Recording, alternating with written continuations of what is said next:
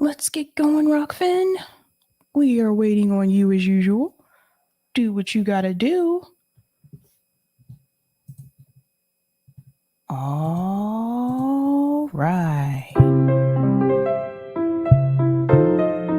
Doobie-doobie-doo. Doobie-doobie-doo. Doobie-doobie-doo.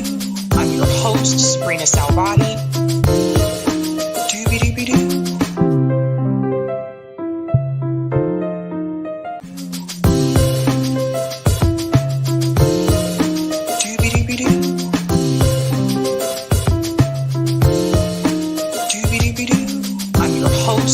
Salvati.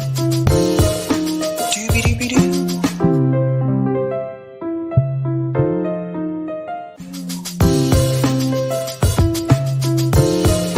Doobie-doobie-doo. Doobie-doobie-doo. I'm your host, Sabrina Salvati. All right. Happy Tuesday. Welcome to Sab's podcast. I'm your host, Sabrina Salvati. If you are new, I want to let you know that Sab's podcast is a part of Revolutionary Blackout Network. You can catch me there on Tuesdays, Thursdays, and Fridays. And you can catch me here Monday, Tuesday, Thursday, and Friday. Quick shout out to everyone watching on YouTube, Rockfin, and Twitter. And I want to give quick shout outs to people in the chat. Guys, we have a great show lined up tonight. Super pumped about this. Don't forget, we do have a call-in segment after the show tonight. We're going to talk about the case for third parties. So I definitely want to hear from you guys about that. Shout out to Kathy, says no, not Hillary. What's going on, Jay? I found out long ago it's a long way down to Holiday Road. Greetings, Peter, says Hillary 2024. That should be a Halloween costume. Oh, that would be funny. If any of you dress up as Hillary, let me know. Let me know. Shout out to Hannah G, says excited for this. Greetings, kill your Grorgies or Grogers. Ralph Nader / Jill Stein 2024. That would be an epic sight to see.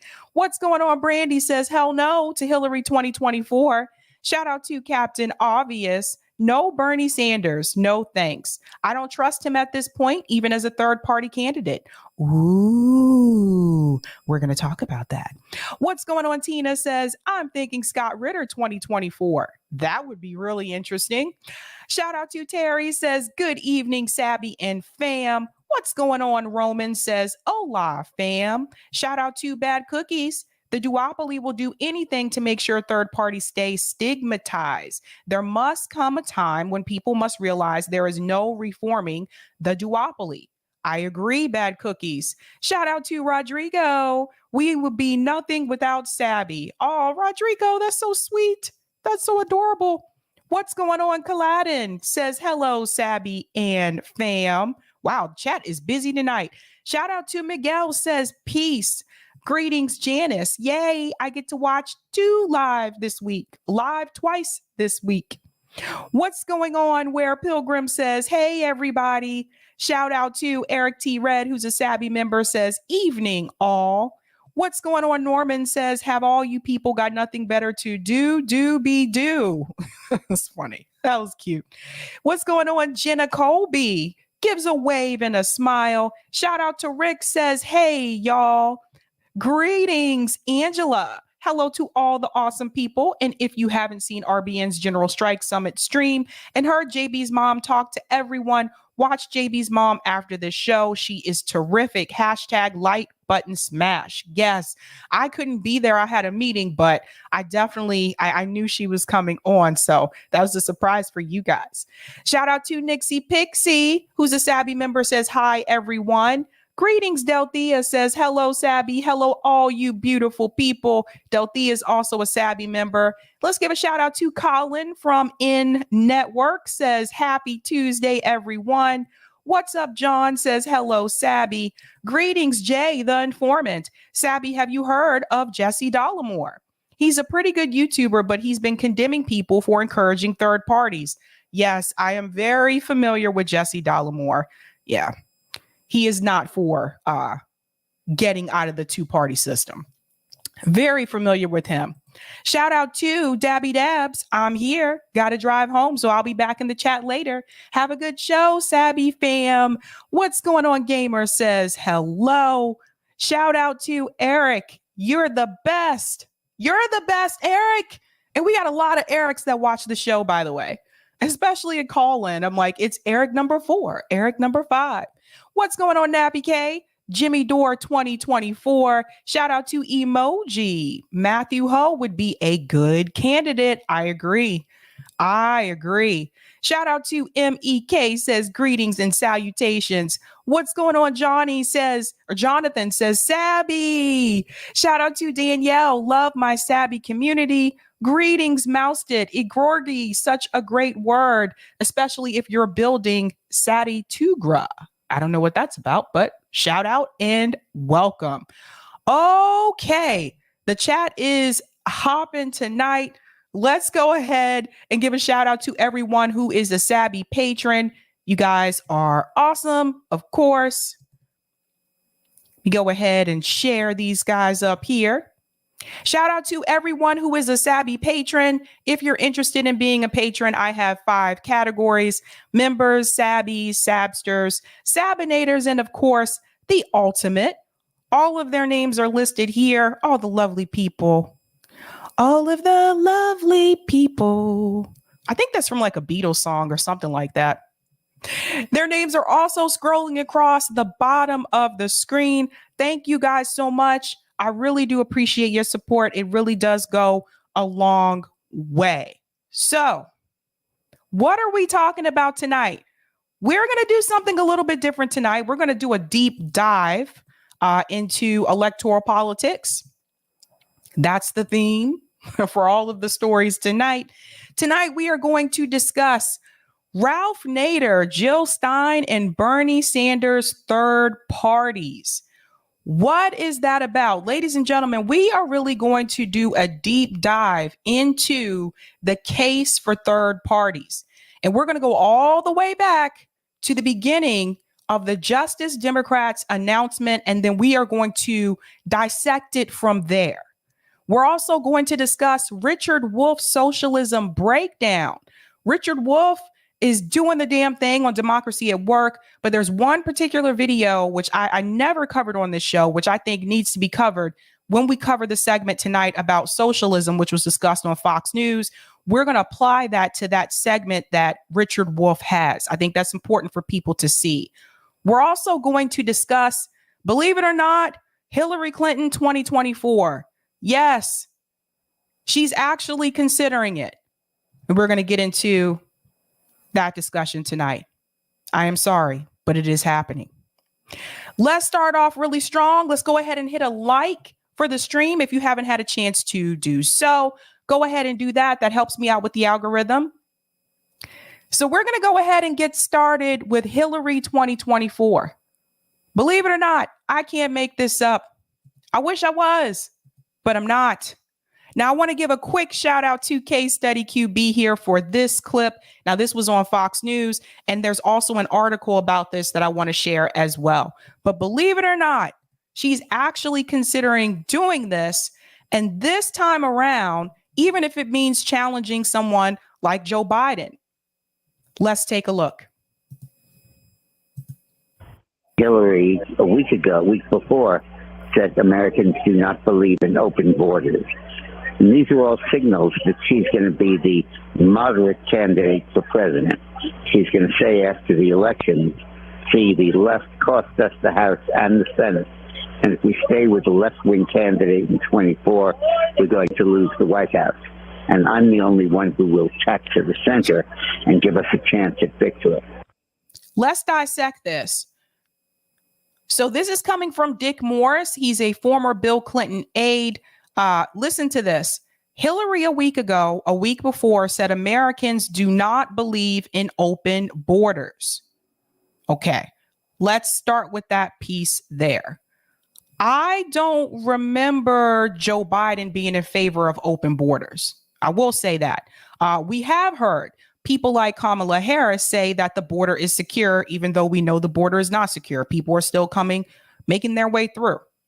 So I think it's really interesting that this is the piece that she's going to try to work with, because I will say I don't remember Joe Biden or anyone from the Biden administration claiming that they are for open borders. In fact, they have said the opposite, that they're not for it, but we do need to find a pathway, a faster pathway for citizenship for people in this country. So that's that. They've also chosen to add on to Trump's border wall. The Biden administration has been adding on to that wall. So if this is the lane that Hillary wants to run with, I don't think this is going to work for her. But here we are. Now, it goes on to say these are all signals that she is going to be the moderate candidate for president. She's going to say after the election, see, the left cost us the House and the Senate. If we stay with a left-wing candidate in 2024, we are going to lose the White House. I'm the only one who will tack the center and give us a chance at victory. Didn't she already try this? In 2016, that was a moderate campaign that Hillary Clinton had. In fact, her running mate was anti-abortion. She already ran as a moderate for president and she lost. She lost to someone who was not a politician. She lost to someone who took the opposite lane and decided to drain the swamp in DC. The person who ran the populist campaign is the one who won. But yet Hillary Clinton still believes that running on a moderate campaign is going to help you win the White House after she has already failed at this before. Let's go back into the video. So Newt, essentially what he's suggesting is, Joe Biden's not going to run for re-election in 2024. Hillary's going to come up and she's going to go, look, I'm the only moderate. You don't want Bernie again. You don't want Gavin Newsom. I'm your savior. Hillary, a week ago. Let's talk about that piece there towards the end when he starts to name names. Let's touch on this for a second. For re-election in 2024, Hillary's going to come up and she's going to go, look, I'm the only moderate. You don't want Bernie again. You don't want Gavin Newsom. I'm your savior. I wouldn't consider Gavin Newsom to be a leftist, but that's just me. So just want to throw that one out there. And in reference to the Bernie Sanders remark, I agree. I agree. He did this twice in a row. Every time he lost, he told us to just go ahead and vote for the moderate candidate. And he's not really going to be the one to push back against the Democrat establishment. He's not going to. So I agree with that. No, Bernie, don't run again. You had your time twice in a row. And you flipped on us in the end. Gavin Newsom, I do not consider to be a leftist or progressive, whatever they're trying to paint him out to be. So it was interesting that they mentioned him. But something else that I want to talk about in reference to this possible run. Now, Hillary is claiming that we could lose the House and the Senate because of the policies that have been suggested or mentioned by progressives that are in DC. What they're failing to mention here is that when you look at the policies, not the candidate, when you look at the policies, the majority of Americans want health care for everyone in this country. You could tell this just by looking at the exit polls. So this is something to keep in mind. And I think that obviously they're not going to mention that on Fox News. But to be honest with you, they're not really mentioning that on CNN or MSNBC either. So Hillary Clinton is actually going to try to do the same thing that she did in 2016 and hope for different results. And this would be her third time running for president. I guess third time's the charm, right? Just like Joe Biden. Now let's go ahead and get into this article, because there was an article by the New York Post that breaks this down a little bit further. So let's go ahead and share that. Ex-Clinton advisor Hillary setting up a 2024 presidential bid with open borders critique of Biden. And I told you, I think that this is going to backfire because they've never come out and said that. They've actually said the opposite, that they were adding on to Trump's border wall. So let's go ahead and go further into this article here. I'm going to make this a little bit larger for the people. Oh, no, I'm not. We'll leave it like that. Here we go. Hillary Clinton is dusting off her husband's playbook by criticizing Biden's open borders to put herself in place to mount a 2024 presidential run. You guys, I can't make this up. Now, this is coming from veteran political consultant Dick Morris. Morris, a former aide to President Bill Clinton, said Hillary is setting herself up to enter the race as a moderate choice for Democrats in 2 years for what would be her third shot at the White House. I see more and more signs that Hillary is going to run. Now, he said this to WABC 770 AM radio show in an interview that aired on Sunday, noting that she has been remarking that Americans do not believe in open borders. These are all signals. Whoopsie, I don't know what happened there. These are all signals that she is going to be the moderate candidate for president. She's going to say after the election, see, the left cost us the House and the Senate. If we stay with the left-wing candidate in 2024, we're going to lose the White House. I'm the only one who will tack to the center and give us a chance at victory. Yeah, she's the only one. Okay.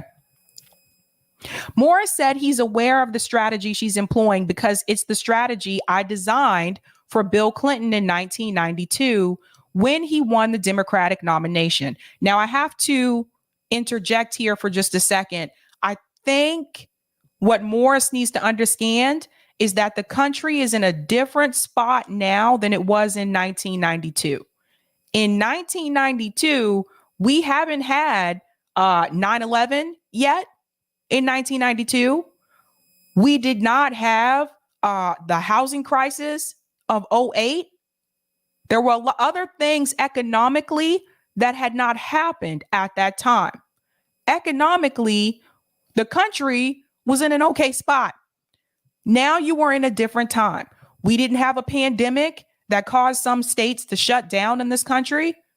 So this is a different time. And this is why I think some of these political strategists that believe they can use this same type of tactic or policy that they used 20 years ago and still try that same strategy right now, I don't think they've woken up to the fact how much the country has changed, how much the politics of people in this country has changed. The fact that you have a lot more younger people and young energy that geared up behind a Bernie Sanders campaign and were really, really excited about these progressive policies. The fact that people are fighting for a $15 minimum wage. The fact that people are asking for universal health care. People, the needs of the people have changed.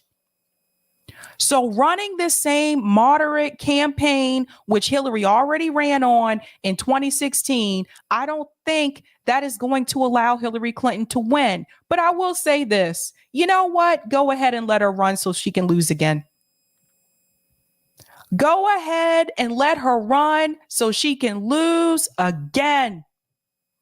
Who will she blame this time? Is it going to be Bernie Sanders' fault again? Who will be to blame? Is she going to call people deplorables for not voting for her? Is she going to call people misogynistic for not voting for her? Is she going to try to use those same excuses again? She probably will. Let her go ahead and run and let her lose. That's what I say. Hillary is dusting off Bill's playbook that I wrote for him and applying it herself this year. Look at this woman. Look at her. So desperate, so eager. Make me president, please. It goes on to say the former Secretary of State and Senator from New York during an interview with MSNBC last month called out Florida Governor Ron DeSantis for flying migrants to Texas to Martha's Vineyard, alleging the Republican was engaging in human trafficking. So many other Americans, I believe, still the majority of Americans, are good-hearted and generous when people end up on their doorstep in need. They're going to respond. They'll feed them and house them. And the kids in the AP Spanish class that we try to celebrate at the Clinton Global Initiative, she said on MSNBC, adding, nobody wants open borders who has any idea of how the government and countries work.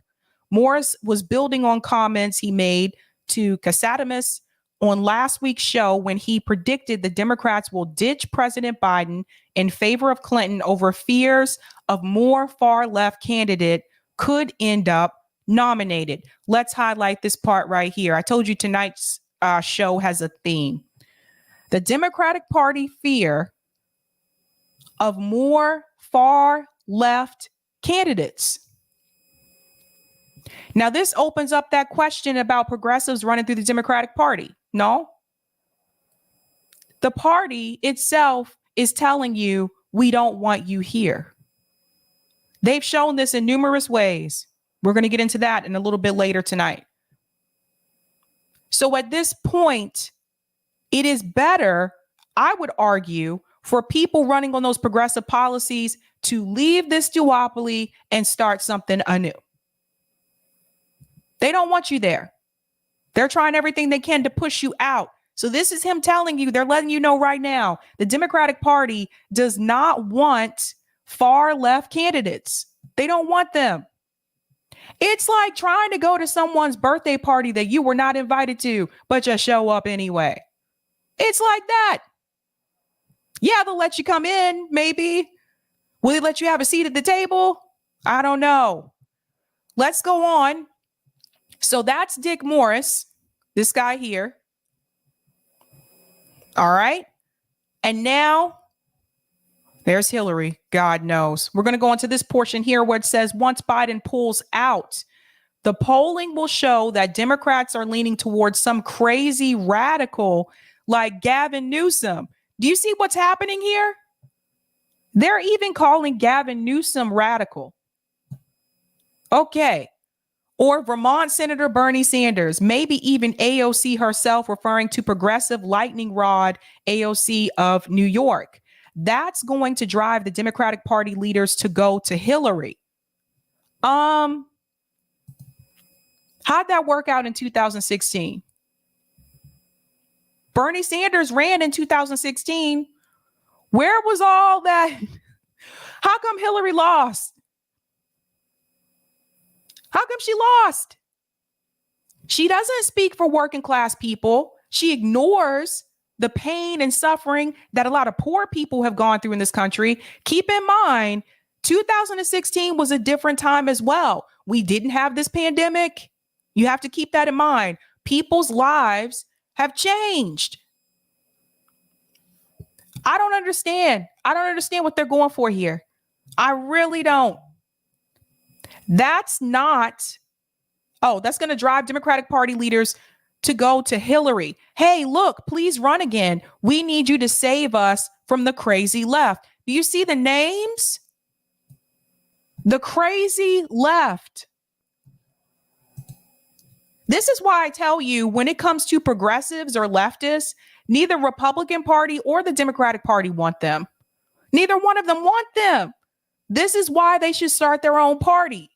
You see what I'm saying? Start a party for working class people. They don't want you there. It's got to be a mess. Got to be a mess. Well, they look particularly happy in this picture.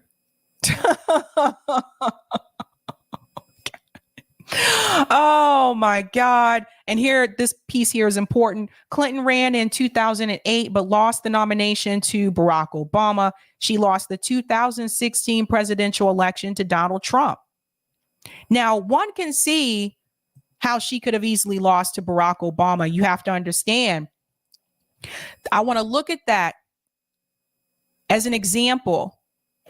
Because when Barack Obama ran, we're not talking about what he ended up doing as president, but when he ran on more of a sort of progressive message. He wanted health care for everybody. Remember that? Remember Barack Obama said, yes, we can.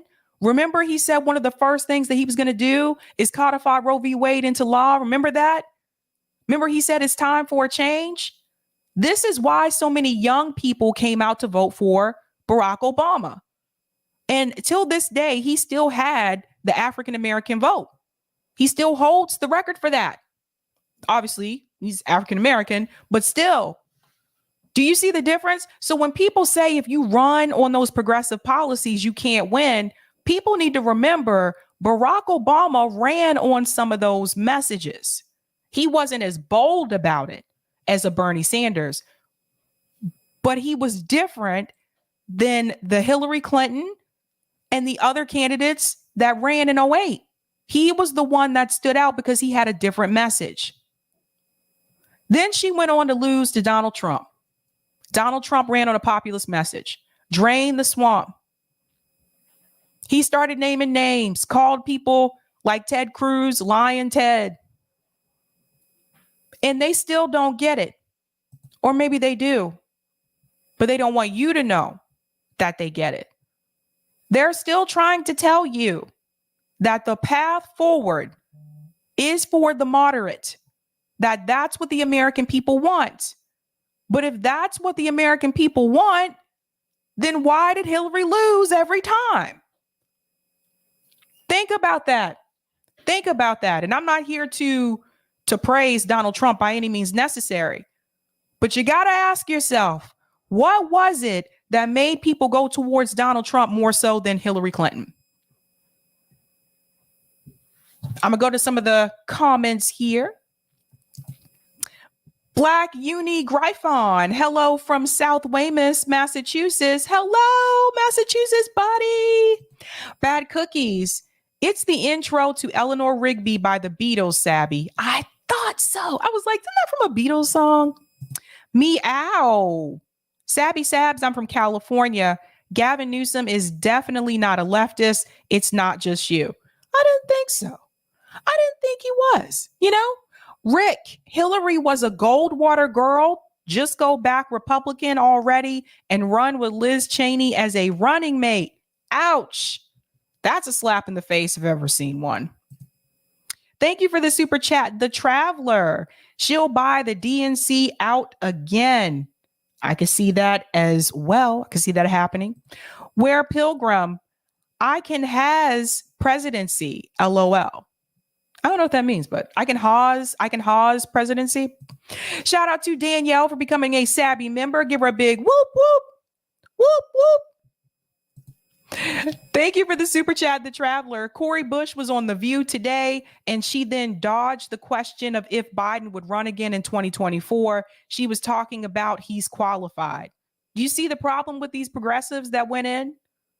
Do you see the problem? What happened to pushing back against the corporate Democrats? What happened to taking back or taking over the Democratic Party? You can't even answer a question like that. They're weak.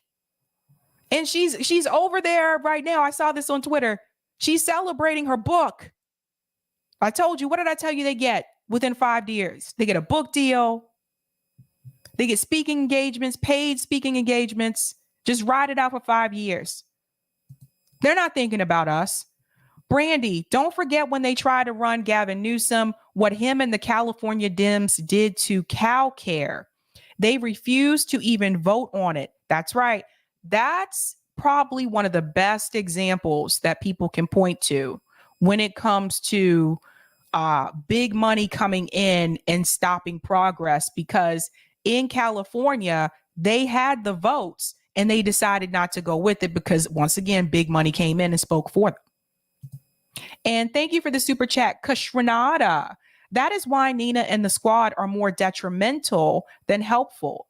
They profit and gain fame from sheep herding voters into a corrupted party. I hear you. We're going to get into that when we get into that story tonight, because we're going to talk about what has the progress been? How did it all start? Why do we have the failure that we have now? And where do we go from here? We're going to debate the case for third parties tonight. I want to go ahead and get that comment on Rockfin. It's the rock to the fin. It's the rock to the fin. Thank you for the tip on Rockfin, Roger. What we also didn't have, Sabs, is the internet available for the general public, which brought us social media, allowing us to research at the tip of our finger. No Arsenio for Bill. That's right. Bill Clinton went on Arsenio Hall. No Arsenio for Bill to play the saxophone to get the black vote. But what we do have is the long-term effects of NAFTA, PNTR with China. Welfare Reform Act, Telecommunications Act of 1996, 1999 Graham-Lehigh Act, responsible for repealing FDR's Glass-Steagall Act, crime bill. That's right. I'm telling you, it was a different time back then. My hair is like flat tonight. Oh, well. She's Black says Corey is now weak, Sabby. She's now corrupt and paid. Corey got that loot. Corey got paid. Let's be real. The Oracle. The Democrats know what the people want based on Bernie's success in the primaries. However, what they will allow is a neoliberal Hillary and or a Biden. We're going to talk about that too, how they decide who is actually going to move on and go forward. We're going to get into that as well. Let's go ahead and get into our second story. Now, I want to give a shout out to Case Study QB for this clip. This was a discussion on Fox Business about socialism in America. And you know, they try to paint this as like the evil boogeyman, or this is the Skeletor that's coming to get us. For those who don't know, if you've never seen He-Man, He-Man's villain was Skeletor. And yeah, He-Man used to say, by the power of Grayskull, He-Man. Anywho, they're talking about socialism in a negative way. And I want to play this clip before I get into the Richard Wolff piece where he breaks down socialism, because I have noticed something when I hear people critique socialism. They tend to talk about it as if it's only one type of thing, where there are different types of socialism that need to be discussed. And they don't do that. Case in point, listen to this segment right here. There is a growing segment of the American population that is embracing socialism. I mean, it's almost hard to believe that they see this as a viable alternative to capitalism, a means to prosperity, the new American dream. So I had to dig in and do a little research on what people are saying about this, and Pew Research polls on this constantly. Their latest survey revealed that 60% of registered Democrats today and Democratic leaders have a positive view on socialism. That's nearly 2/3 of the party. You should keep that in mind, because that's where their thinking is. All while enjoying the benefits of capitalism. They're sitting in their cushy chairs in a capitalist society thinking and tweeting out that socialism is great. I do think, going back to your comment about it being a dream, that somehow this is a combination of virtue signaling and fantasy land that they've built up in their minds and in the youngest generation. So think about it. They're saying in a time of economic peril that they want more government in their lives. When the economic perils that we're all living through today, you and I talked about it last night, you've got more Americans working 2 full-time jobs to pay for 40-year high inflation. I mean, you've got incredible economic policy problems that have been created by this administration, and now a Federal Reserve tasked with bringing those prices down because of huge government involvement and huge government spending. So we have to ask ourselves how they're defining socialism, and I think that's a really important question in all of this. And when Gallup dug into those who support socialism or go on the record saying they support socialism and want that for this country, you'd be shocked to see that 25%, when we're asked with an open space question how they define it, did not have an answer. And that's really important, that they're supporting something that they don't understand. And by the way, while they're asking for equality, equality is obviously a huge word that they virtue signal with this constantly, the message should be equal opportunity for all. Did she not just make the case for us? Let's go through this. There is a growing segment of the American population that is embracing socialism. I mean, it's almost hard to believe that they... And why is that? Why is it that more people are starting to embrace socialism? Could be because capitalism is not working out for them. Could be because they've been a part of this crowd that has worked multiple jobs and they're still struggling to get by. I know people working 2 jobs still struggle to pay their rent. Remember, rent does increase. Maybe that's why more people are starting to embrace socialism, because they've tried it this way. Then you have some of us who did what we were told to do well in school. Then you can get into college, go to college so that you won't have to struggle financially, so that you can get a job that's going to pay you enough where you won't have to worry about those financial struggles, right? How's that working out for a lot of people? How's that working out for everybody that has these large amount of student loan debt? Not working out too great for a lot of people. Also considering the people who went to school and majored in one field, and by the time they graduated from college, that field was no longer profitable. Should also mention that part too. Not everybody gets to have a cushy job on Fox Business like they do. In fact, most people don't. Let's go on. Let her talk more. See this as a viable alternative to capitalism, a means to prosperity, the new American dream. So I had to dig in and do a little research on what people are saying about this, and Pew Research polls on this constantly. Their latest survey revealed that 60% of registered Democrats today and Democratic leaders have a positive view on socialism. That's nearly 2/3 of the party. You should keep that in mind, because that's where their thinking is, all while enjoying. Notice how she divides this based on the 2-party system, because not everybody who embraces socialism, not everybody who considers themselves to be a socialist is a Democrat. I'm not a Democrat. I'm a registered independent.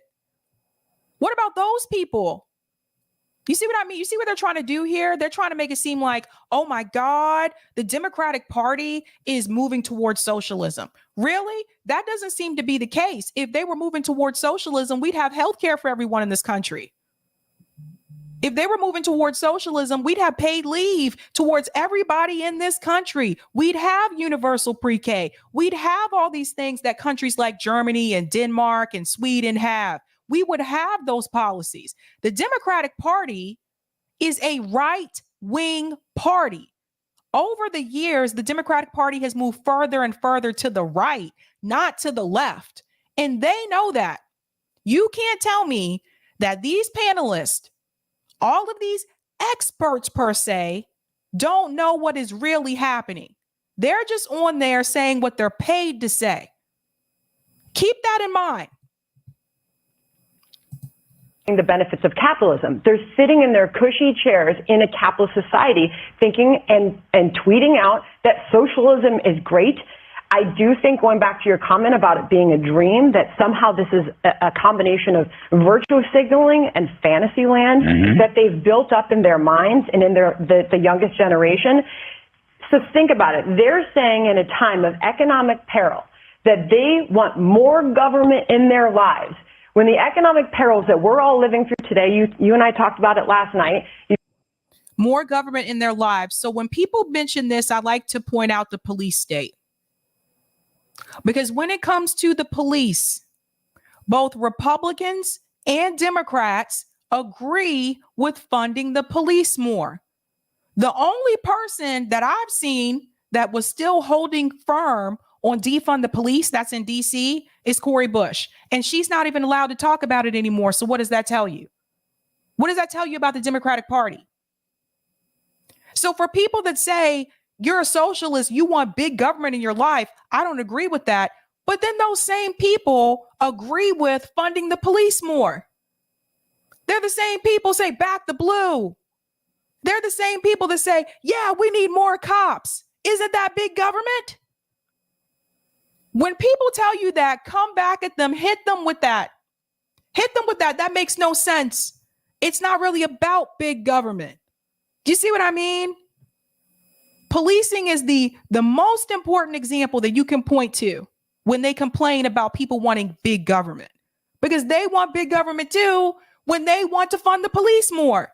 They want big government too when they say we need more cops on the street. We need more cops in those communities. They also want big government, boo. They just don't want you to know that that's what it's called in reference to the police as well. Interesting. You've got more Americans working 2 full-time jobs to pay for 40-year high inflation. I mean, you've got incredible economic policy problems that have been created by this administration, and now a Federal Reserve tasked with bringing those prices down. Let's talk about the 2-job portion that she touches on here. You know, it's interesting because she makes it seem like people just started working 2 jobs. That only until inflation happened this year, people just now started working 2 jobs. People have been working 2 jobs, sometimes 3 jobs, as long as I've been alive. As long as I've been alive. I was one of those people that worked 2 jobs before. We didn't have a pandemic then. We didn't have inflation at that point. So this was already a problem.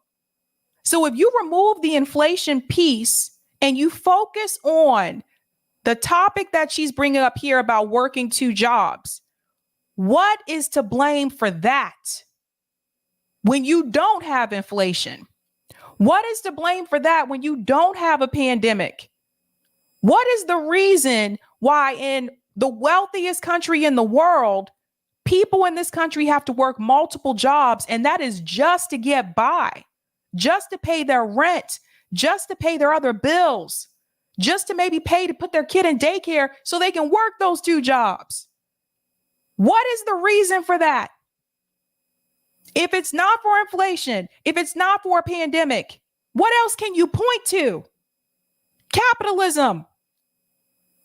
What else can you point to for all of the workers that are going on strike, for the unionizing that is starting, for the workers being exploited? That's capitalism.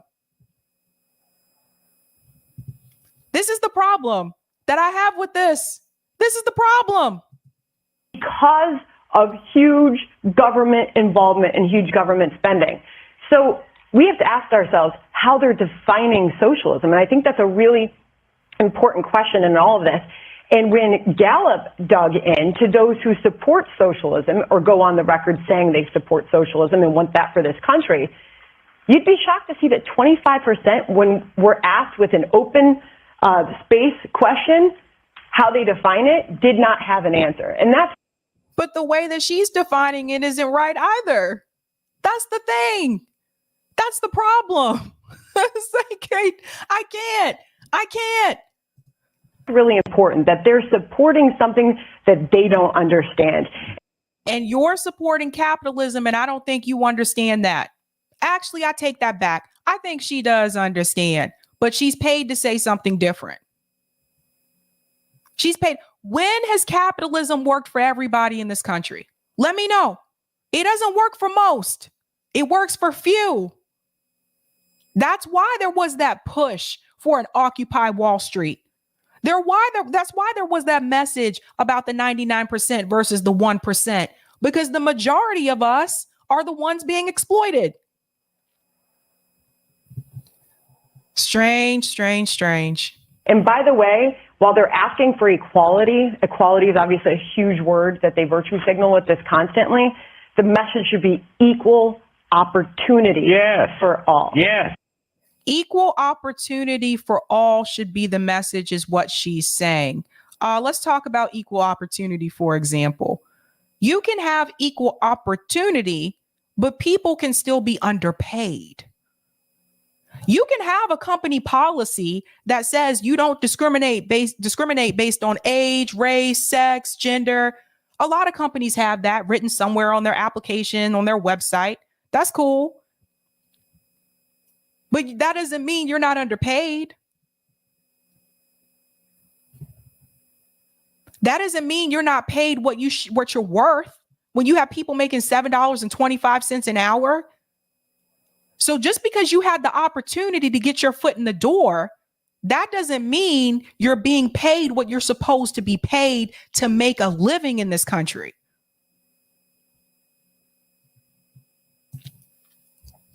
And it's funny that she brought up equal opportunity, because then they'll be the first ones to tell you, oh, don't talk about race and gender. Don't talk about that. That's too woke. Don't talk about that. That's identity politics. But she talking about equal opportunity.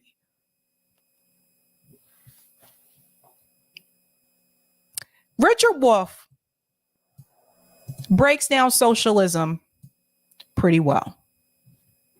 I'm going to bring him up on the screen because I want you to connect what she was saying to what Richard Wolff defines the three basic types of socialism. Now, Richard Wolff is really good at this, of course. This is what he does. And this is from Democracy at Work. Listen to what he has to say here. And quick shout out to people. Go ahead and hit that like button if you didn't have a chance to do so. I'm trying to get better about that, you guys. But listen to what Professor Wolff has to say here about socialism. I wish I could sit here and tell you that this is the definition of socialism. But if I did such a thing, you should turn the program off and go elsewhere. Because anybody who tells you that this is socialism is either ignorant or misleading you. Ha ha ha. Someone please tell that Fox News commentator that point right there. Socialism has been around for 150 years. It has spread all over the world, and the end result, inevitably, is that different people mean different things by that term. Look, capitalism is what we call the economy in the United States. It's also what the leaders of Saudi Arabia call their economic system. And it's also what the people in Ireland call theirs, and it's also what the people in Nigeria call theirs. Therefore, it obviously means different things to different people. Well, well, well. Did you hear that? So when she says that, well, 25% can't even define what it is, it means different things to different people. Here we go. So I want to devote this program to going over with you the three major ways this idea of socialism is understood. Because those ways are relevant today. Those ways are fighting it out amongst themselves in terms of the allegiance and feelings and thoughts of people around the world. And they're going to shape our future. So here's the first one. In this view, socialism has to do with the government. That's right. The government is to come in and regulate, control a private capitalist economy. That's right. An economy governed by private enterprises owned by private citizens who trade with one another in an institution called the market, where they buy and sell their labor, their work, their products, their services. That's right. It's a capitalist economy, private enterprise, markets, but one in which the government is brought in. Some people mean socialism by that. And they mean particularly that the government is brought in a certain way. Number one, the government is to regulate what the private enterprises do so that they are less self-serving, profit-oriented, and are more socially concerned. That's why minimum wage is something socialists always supported. Many of them want there to be limits on how much prices can be raised by corporations or how much profits can be earned by them. I have no disagreement with there being this issue about prices being raised by corporations. I wish we did have some type of regulation on that. Look at what people are going through right now. Have you seen the grocery store prices? We all went through like the gas like increase that we had to deal with if you drive a car. So that's what happens when there's no type of regulation. So you had people like Joe Biden talking to the the oil companies telling them to lower the prices, to not raise it or whatever. But under socialism, that wouldn't have even been an issue. You see the problem? You see how they can just continue to increase the price and things like that. If you're also looking at, I'll tell you this, these food delivery services, you should see the fees that they're charging right now this year. It's crazy. Grubhub, DoorDash, you should see all the fees, how the fees have increased, people increasing the price of food in the grocery stores. And there's no limit because there's no regulation over it. There's nothing to stop it. And the second reason socialists want the government to come in is to redistribute wealth, because capitalism has this tendency to concentrate wealth in very few hands and deprive the mass of people. So the socialists want the government to come in using taxes and using government spending to do a bit of redistribution, to equalize a system that turns unequal very quickly. To equalize a system that turns unequal. So the commentator spoke about equal opportunity, but like I told you, you can still have equal opportunity, but that doesn't mean that everyone is still being treated equal under that opportunity. That doesn't mean that certain people are underpaid. That doesn't mean that certain people aren't getting benefits based on certain things. And these things happen. That's why you see workers out here fighting for strikes. You see workers out here fighting to start a union because obviously, yeah, they had the equal opportunity to get their foot in the door, but how were they treated once they got there? So there's a difference between providing equal opportunity and everybody being equal. There's a difference between that. So for these people, socialism means that the government comes in, regulates and taxes to make what we might call capitalism, because it leaves business in the hands of private enterprises and markets, but we could call it capitalism with a humane face, capitalism with a certain welfare focus. The welfare of all the people. And here are some examples. Denmark, Norway, Germany, Italy, France. Those countries are often referred to as socialist. Their governments are often governments of socialist parties, and that's what those parties mean, that they will have the government do this regulating and redistributing. That's one concept of socialism around the world. It's pretty close to what Bernie Sanders means in the United States, or what Jerry. And that's why Bernie Sanders would always point to those countries. I hope everyone understands that. That's why Bernie would point to like a Norway or Denmark, because that's what he was referring to in reference to democratic socialism, although Bernie's more of a social democrat per se. But that's one type. Now, he's going to tell you about the other two. Jeremy Corbyn means in Great Britain. But here's the second one.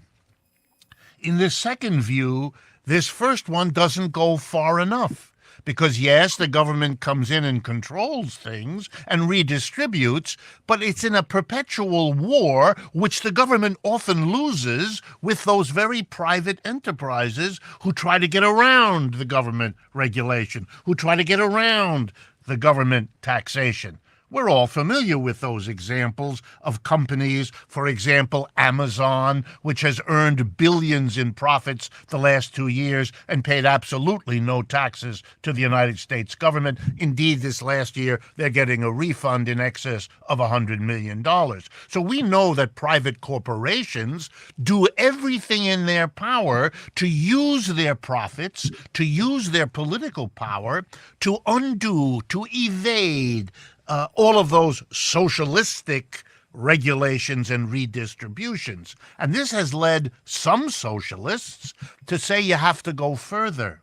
It isn't enough to regulate and redistribute. The government should, here we go, directly take over the enterprises. There shouldn't be private enterprises because those will always be run for the profit of the private owner. If you want the economy to serve everybody, then the agent of everybody, the government that we all elect, at least in theory, should take over and run the businesses so they behave in the way that's good for everybody, and there isn't this perpetual war between a regulating government and private enterprise. And the same argument says we shouldn't allow the market to decide who gets what, because a market always delivers whatever is scarce to the people with the most money. It's an institution for those who are rich and who stay that way by using the market.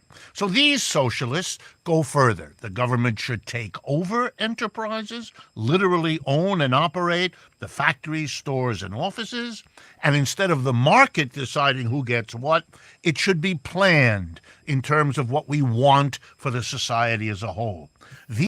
Pop quiz. What is that called? I'll do my little Jeopardy bell, little Jeopardy tune. Do do do do do do do do do do do do do do do do do do do do. Nobody seems to know the answer in the chat. Here we go. These kinds of socialists. That's right, Casey. Casey, for the win, you get $100. Do you want to play on? That's right. This type is communism. There's different types here. I'm going to let Professor Wolff go on, but Casey, you're a rock star. You're going home with the win for tonight. After the 1920s, took the name communists to signal that they went further than the other socialists in order to take over through the government the apparatus of the economy. So some people mean by socialism government regulating a private capitalism to make it more humane, to make it less unequal.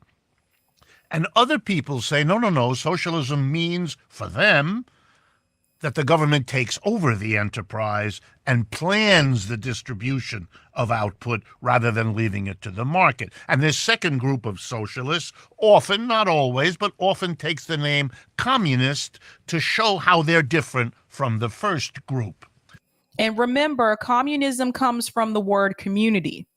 So it's all about the community. Now, here's the problem. This is where people like that Fox News commentator that you saw and the one that you saw previously before that in the other segment about Hillary Clinton, this is where they will mistakenly, or maybe they're doing it on purpose, but this is where they will mistakenly compare Bernie Sanders, AOC, and all the other progressives in DC. They will compare them to this type of socialism.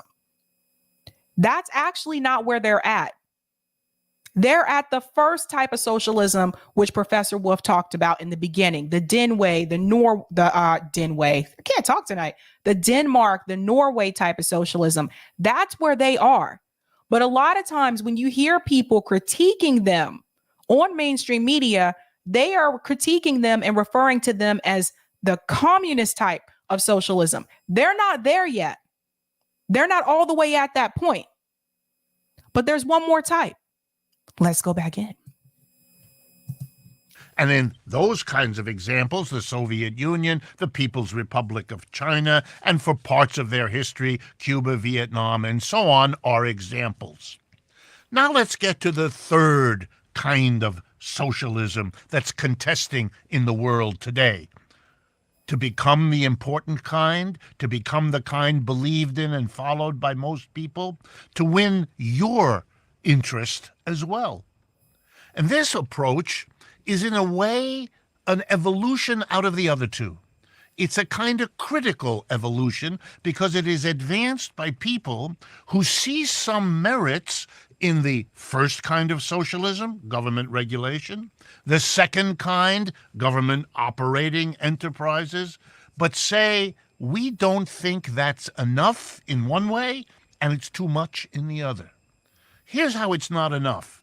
It's not enough because it doesn't change the workplace, the place where the mass of people do their economic thing, using their brains and muscles to transform objects into the goods and services we all need to live the lives we want to live. It doesn't change it enough. Meanwhile, it does something too much. It gives too much power to the government.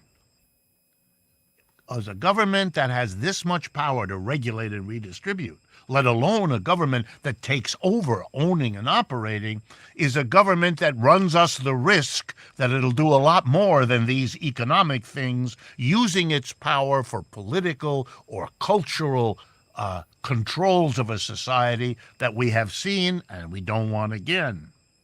Well, then these kinds of socialists have a new focus. For them, what will really make a difference, what will take us beyond capitalism and be a better way of organizing society, focuses on the enterprise, the workplace.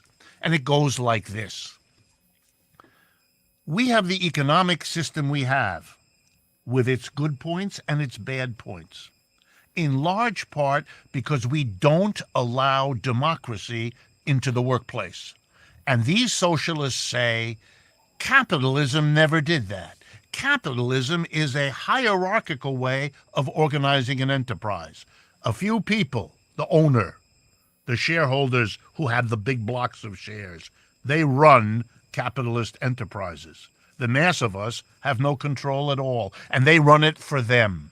And the way to change society to make it better is to have the people who work in an enterprise, all of them, one person, one vote, have democratic control of the workplace as just as important as having democratic control of the community in which you live, the neighborhood in which you exist, and so on. This kind of socialism is micro-focused. It says, let's not talk only about the government and private enterprise. We don't mind private enterprise. The government doesn't have to control everything.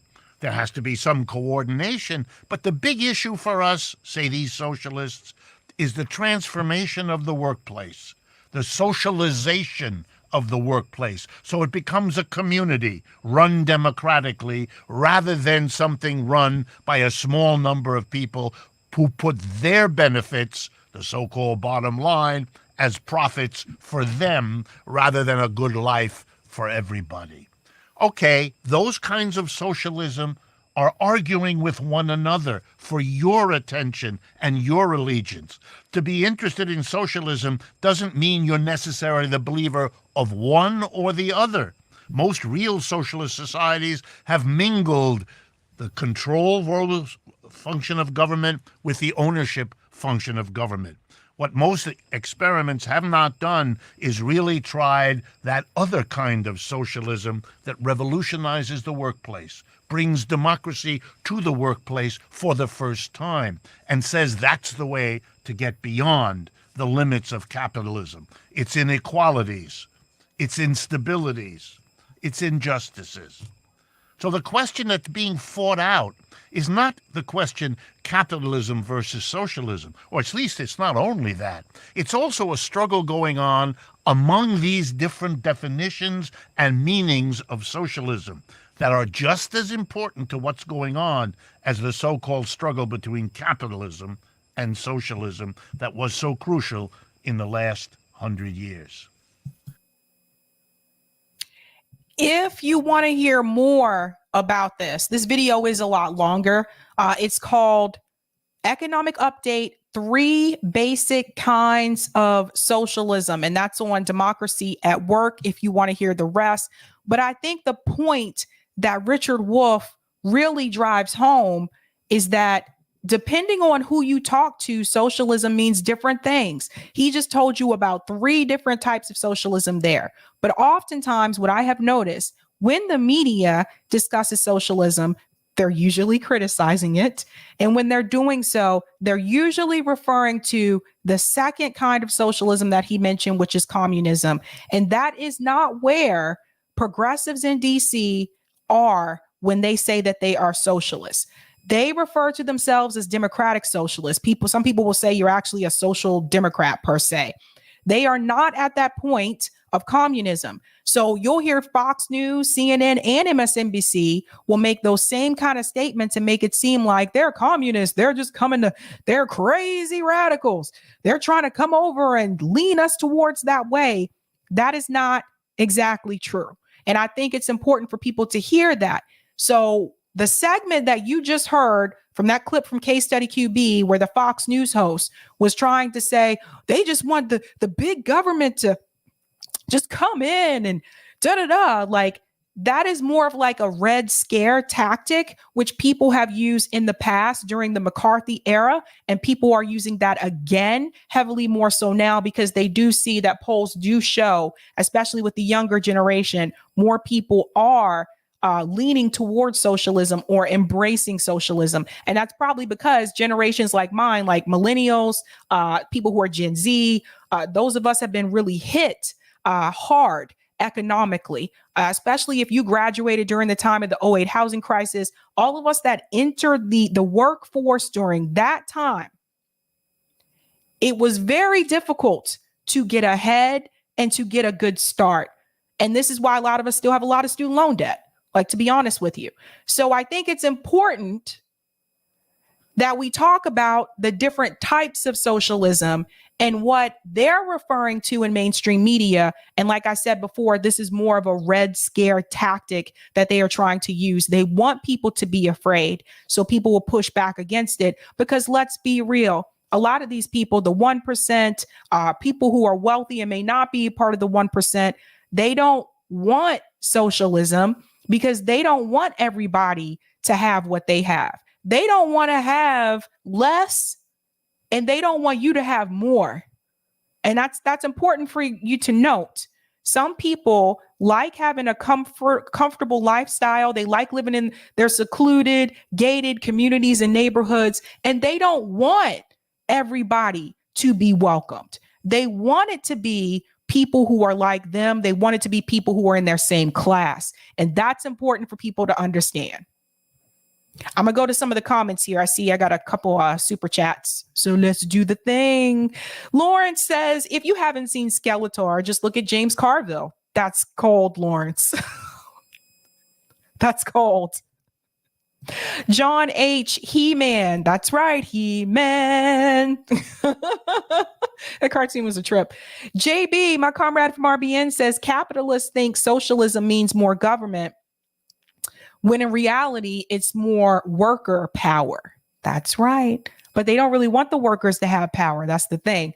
Jay says, it's so funny how these conservatives represent corporations, try to gaslight you by saying big government when corporations own big government. Bingo. Bingo. JB says, when you want to know what socialism is, ask a socialist. When you want to know how capitalism works, ask a socialist. That is so true. That's so true. Those are all good points.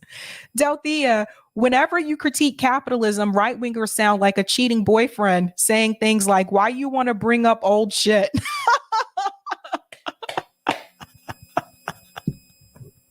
That's a good one. I like that, Delthea. That's a good one. Chris Legion is in the house. How do we convince every senior citizen who watches Fox News to realize that Fox News doesn't know anything about socialism? You can point them towards Richard Wolff. That's what you can do. Thank you for the super chat, Steve. Sabby, so this news lady in red doesn't plan on cashing her Social Security checks? I doubt it. That's a good point, Steve. Yeah, I guess she doesn't care about that Social Security when it comes through. Thank you for the super sticker, Saul. Thanks so much for that. And Roman says, if socialism is so bad, why are the oligarchs hoarding it for themselves? Ooh. They have socialism for the rich. They just don't want us to have socialism. I'll take those comments on Rockfin, Eric. All right. Thank you for the tip on Rockfin, Roger. If GOP wasn't so adamant after all these decades on being against regulations and going soft on monopolies while being hard on union busting, deregulating over and over again, and under Reagan's DOJ redefined the way SCOTUS stops mergers and allows antitrust, we wouldn't be here with them sitting in their chairs scared as hell. That's a good point. And thank you for this tip as well. Teddy Roosevelt, the Republican from right out here in Nassau County, Long Island, was a trust buster. GOP has never talked about trust busting all my life. Now we are past that. We want government takeovers of essential services, not antitrust. We are past unions and want worker co-ops. We are past Wall Street regulations and now want to charter public and reinstate postal banks and want ballot initiatives when they know what they are. Those are really good points. Really good points. And thank you for this tip as well. All vital infrastructure should be either nationalized, stationalized, or municipalized. H2O, power, broadband, and transportation, plus essential services like healthcare, which not only include coverage, but pharmaceuticals, hospitals, medical facilities, and clinics. Also, prisons to remove the profit incentive for sending people to prison. Weapons of war. I didn't get that last part. Okay. Weapons of war, removing profit incentives for war. The rest, worker co-ops can do. All right. And thank you for this tip as well. When the government fails, it is up to us, the people, to take matters into our own hands. Gen Z mostly has stopped enlisting, so now the war profiteers are panicking. Gen Z is leveraging their power in the workplace to unionize, so now they're panicking. I knew it was only a matter of time before Gen Z would catch on and hear our advice into the wind, because now they are rethinking why they should go to college. That's right, Roger Meadows. That's right. Well said. Well said. And speaking of electoralism and all of this, we're getting into our next story. We're going to make the case for third parties. And I feel like in order to do that, we need to go all the way back to the beginning of this Justice Democrat strategy.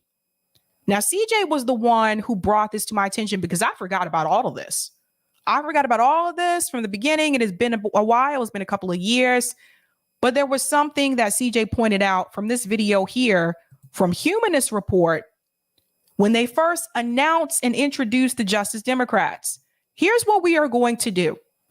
In the case for third parties, we're going to do a deep dive into the pros and cons of that Justice Democrat strategy and the pros and cons of third parties. At the end, tonight on Call In, we're going to come up with some type of solution because I don't like to just talk about the problems. But what we are also going to do is we are going to investigate why the Justice Democrat strategy has been failing. Because remember what I always tell you, don't just talk about the problems, always ask, but why? Why did this happen? Why did we get here? Right? So let's go ahead and get started with this video here from Humanist Report.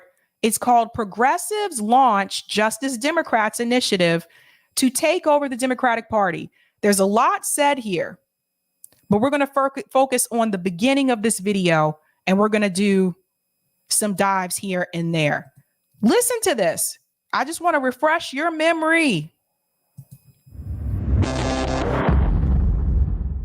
The Young Turks and Kyle Kulinski of Secular Talk have teamed up with veterans of Bernie Sanders' campaign to launch a new initiative to take over the Democratic Party once and for all.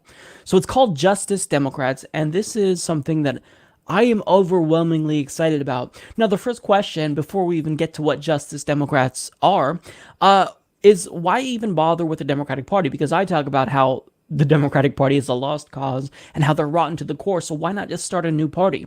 Why not take all of the resources that Justice Democrats can raise and funnel this towards creating a brand new party that we're in control of? Well, I'll let Kyle Kulinski explain why that might not be the best strategy.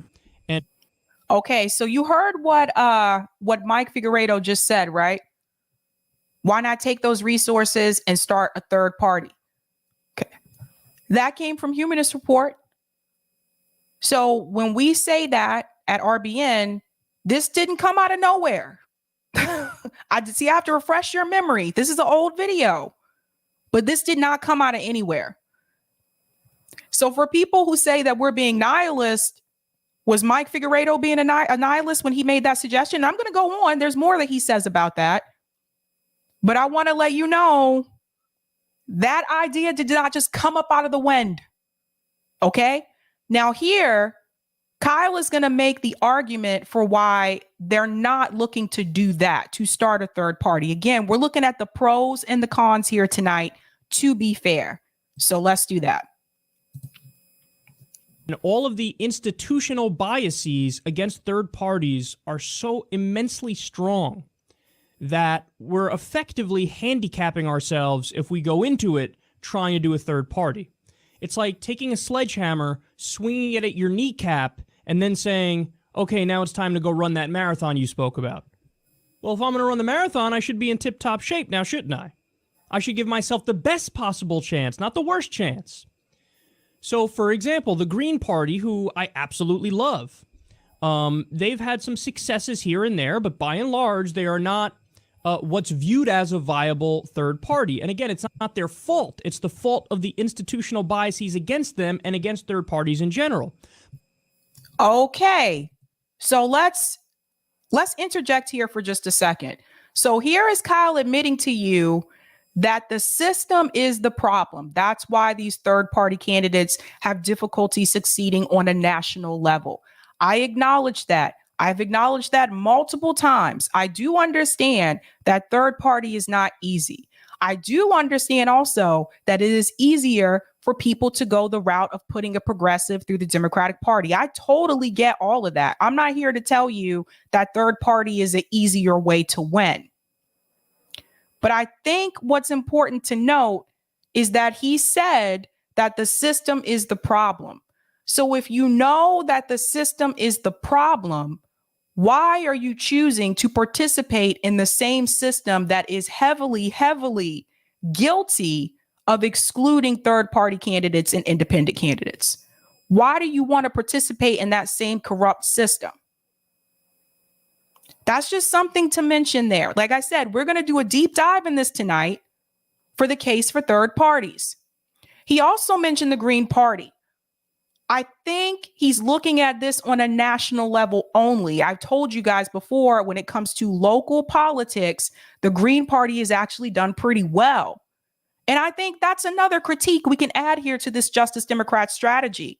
Maybe it was not a good idea to only focus on national races. Maybe it was a good idea to also focus on where can we implement Justice Democrats on the local level.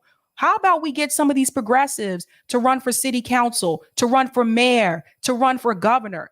I think that would have been a stronger strategy, because then you would have progressives on the local level and in the national level. So where the national level, they don't fall through, or they don't go through with what they said they were going to do, then you can defer and look at the progressives that are holding those governor positions or those mayor positions and say, okay, they're not doing this in DC.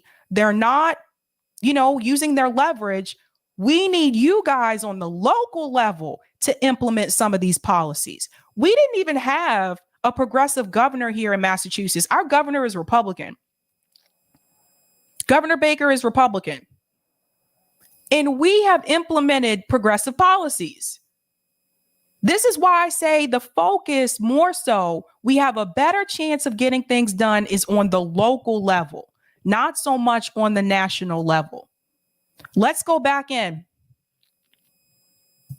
But if you're a member of the Green Party and you're a member of the Democratic Socialists, let me tell you right now, you are our allies. I view you as our allies.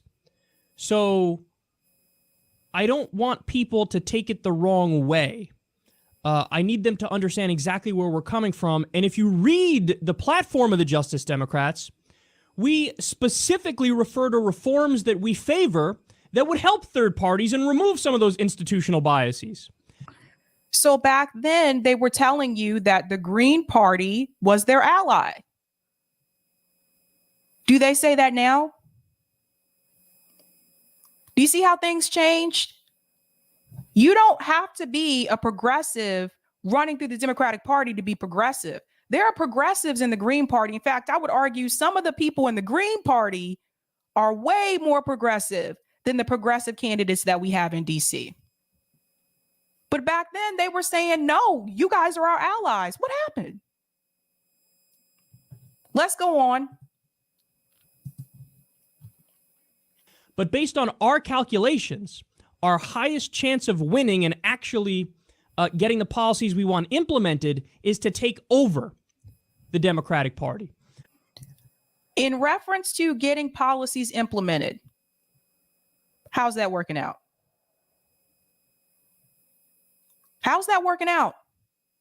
What policies have been let's go through. Actually, Mike Figueredo is going to go through those lists, but top one off the top of my head, $15 minimum wage. Was that implemented? No, it was rejected. And you know who rejected it? Democrats. We expected the Republicans to do that, but you had 8 Democrats, I think one's an independent, you had 8 Democrats reject it. Let's go on with Mike. So in my opinion, I think Kyle's logic here is absolutely sound, and I've kind of made similar arguments here. I've stated that, yes, unfortunately, we have to begrudgingly work within the Democratic Party, but simultaneously try to build a viable third-party alternative because, unfortunately... What was that? This is the missing piece, you guys. I have to tell you guys the name of this video, too, so you can go back to this. This is a very key piece. Listen to this. Here is absolutely sound, and I've kind of made similar arguments here. I've stated that, yes, unfortunately, we have to begrudgingly work within the Democratic Party, but simultaneously try to build a viable third-party alternative because... But simultaneously try to build a third-party alternative. What happened to that? What happened to that piece? See, this is the problem. And I pointed this out. I'll mention this. I'll play this clip in just a second. When we were on Bad Faith, that piece was never implemented. The focus was Justice Democrats, those progressives going through DC, and that's it. So there was no third party alternative option that became a part of the Justice Democrat strategy. Now there's MPP, but that was a whole separate, that's a separate thing. So that piece didn't happen. So when you have the squad members choose to vote along with corporate Democrats and choose not to use their leverage, there was no third party that you could fall back on to come in and pick up the piece. And you see the problem? This is the problem. Remember, Kyle just told you in that video, the Green Party, I consider you to be our allies. Why weren't we working together then? Let's go back in. There's one more piece I want to play, and then we're going to move on to that other clip. Unfortunately, with our two-party system, with our single-member district plurality, winner-take-all system, it's really difficult for a third party to gain prominence in the United States currently. So I agree that it's easier to just try to... Again, they were only looking at the national level. And I tell you time and time again, I think that was a mistake. I think it was a mistake. To take over the Democratic Party rather than trying to create a viable alternative. Now, I think that we should still try to build up the Green Party at the same time. But what? I think that we should try to build up the Green Party at the same time. What happened to that, you guys? See, I want to show you this because I want to let you know. You think some of you guys, well, not all of you, but some of you guys like watch us at RBN and you hear us say these things. You're like, that's crazy. What are they thinking about? This didn't come out of nowhere.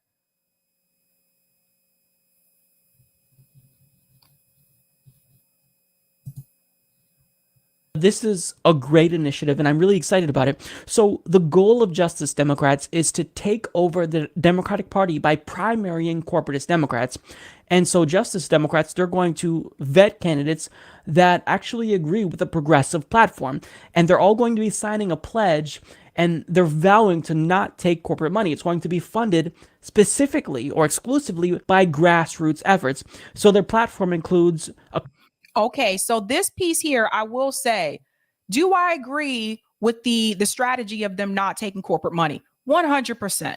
I always said, yeah, that makes sense. That's the way to go about doing it. Always agreed with that. Here's the problem.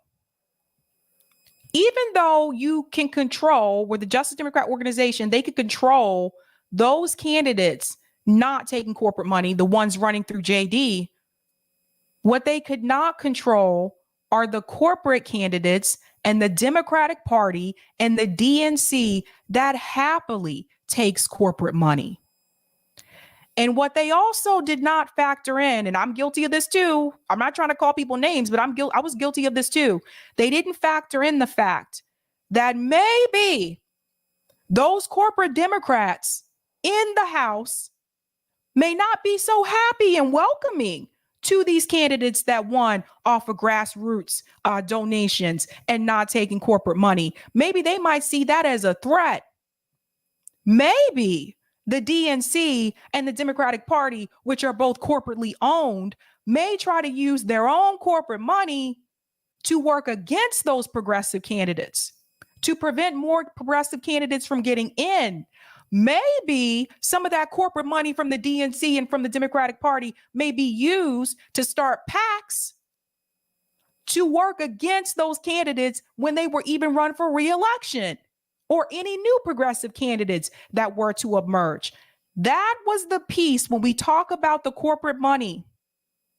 I think what we did not think about is the piece we could not control, which is you could not control the Democratic Party still taking corporate money, the DNC heavily taking corporate money, and them using that money and using that power to prevent other progressives from getting into the House. That's something that I think was not thought about at that time. So when people ask me, what do you think about people who want to do this strategy? My response today, and it wasn't back then, but my response today is their number one focus should be on getting corporate money out of politics. Because until you get the corporate money out, this is always going to be an issue. The progressives that got in around the first round, they got in there. You see, not too many of them getting in now. The corporate money found a way to always fight against it. So if you want to do that strategy, your number one focus should be getting corporate money out of politics, getting out of the Democratic Party, at least at a minimum. Now, there was this push to end Citizens United. I don't know what happened with that. Don't really know, but I don't hear as much about that today. But let's go on.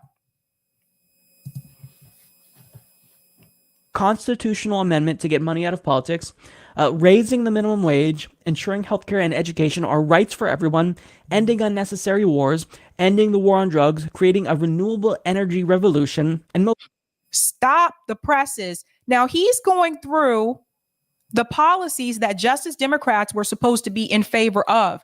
Now, the last one that he just mentioned, he said in the failed war on drugs, totally agree. But where's the one about the war? Oh, he mentioned the war. That was a part of Justice Democrats. Guys, listen to this. Listen to this. Raising the minimum wage, ensuring healthcare and education are rights for everyone, ending unnecessary wars, and ending unnecessary wars. But they vote for it.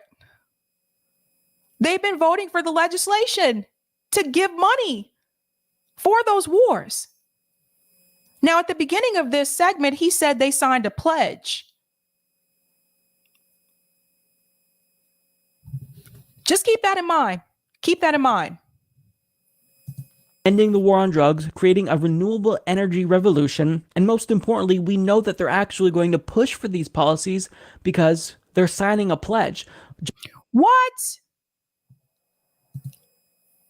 So you guys heard that, right? For the people who ask me, what if we got the politicians to sign some type of a pledge? They signed one. They signed a pledge, and he said, they're going to push for the policies because they signed a pledge. This is why I told you signing a piece of paper don't mean anything once you get in. Oh, we are breaking this apart tonight.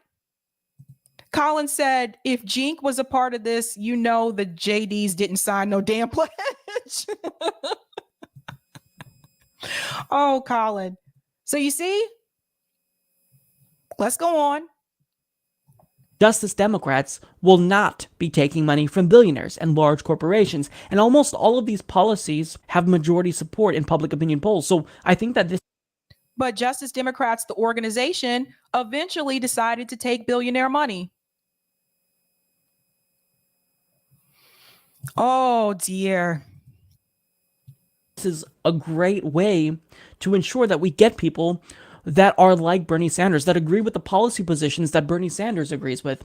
And I love it. So how it works is you nominate someone, and if you want to change the country, you can run yourself. They'll vet you, and you very well could be a Justice Democrat.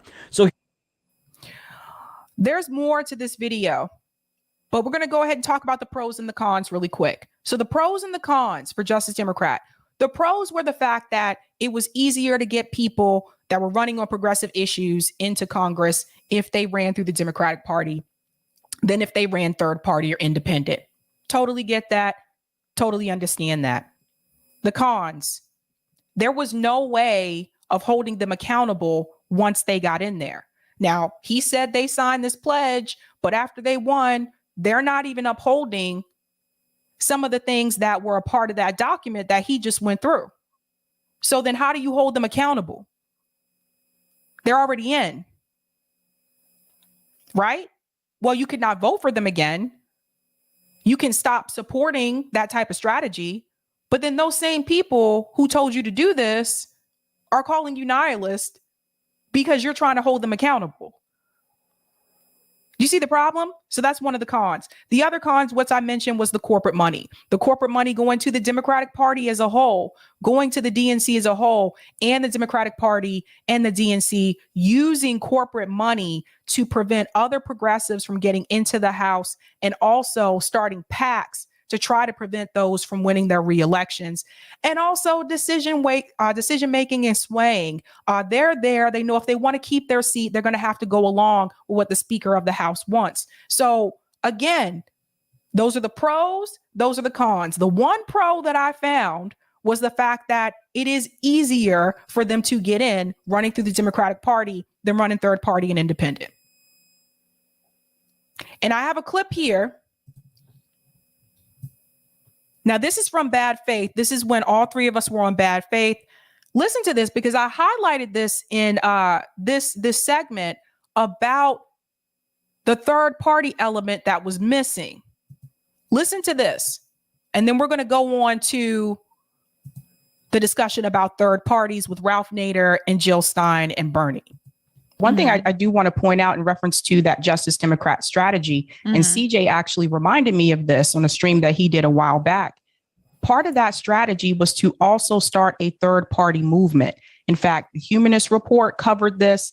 That piece was never implemented. So when we had these progressive candidates get into DC and they're supposed to fight for us, and they're not fighting for or fighting back against legislation where they had leverage, there was no backup plan. There was nothing else to fall back on. There was no third party movement that was started that was supposed to go along with this strategy. So now it was just like you had to run cover for these progressive politicians, try to make excuses for them, and try to convince viewers why you still need to support that strategy, even though people could see what was happening and what was going on. And this is where I think a lot of us at RBN, we point to a general strike, because this is an example that shows that the inside game is not working. So what do? You go back to the outside game. If you want to look at something like a general strike, we just saw the railroad workers. They were threatening to strike. Look how quickly Joe Biden jumped in to respond and act, because that affects the supply chain. So if you have the railroad workers, and if you have the truckers, and if you can have the port workers, which are also under duress right now on the West Coast, you get all three of those on board, that's your general strike. The quickest and fastest way to do it is through transportation, shutting down transportation services, because it affects the supply chain. So that's something that we feel should be heavily pushed, and that's an outside game. And we know that the response will be faster because we just saw Joe Biden respond quickly to the railroad workers, but you need to have a list of demands. Okay. Let me zoom out.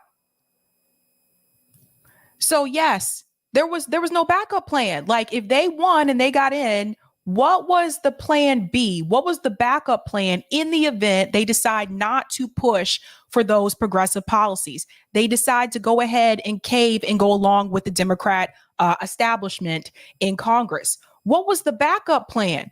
There wasn't one. Even when we did force the vote, when they did force the vote, not one of them could even appear to the town hall, and they didn't force the vote.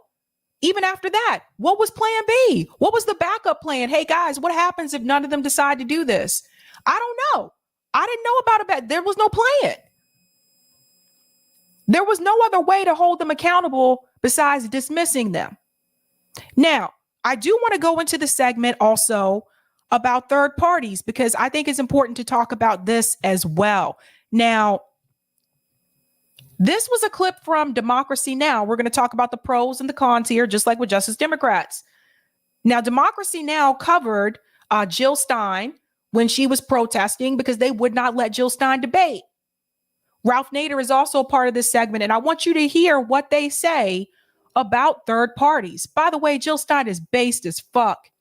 I don't know too many people that would do what she did. So let's go in. Well, it's official.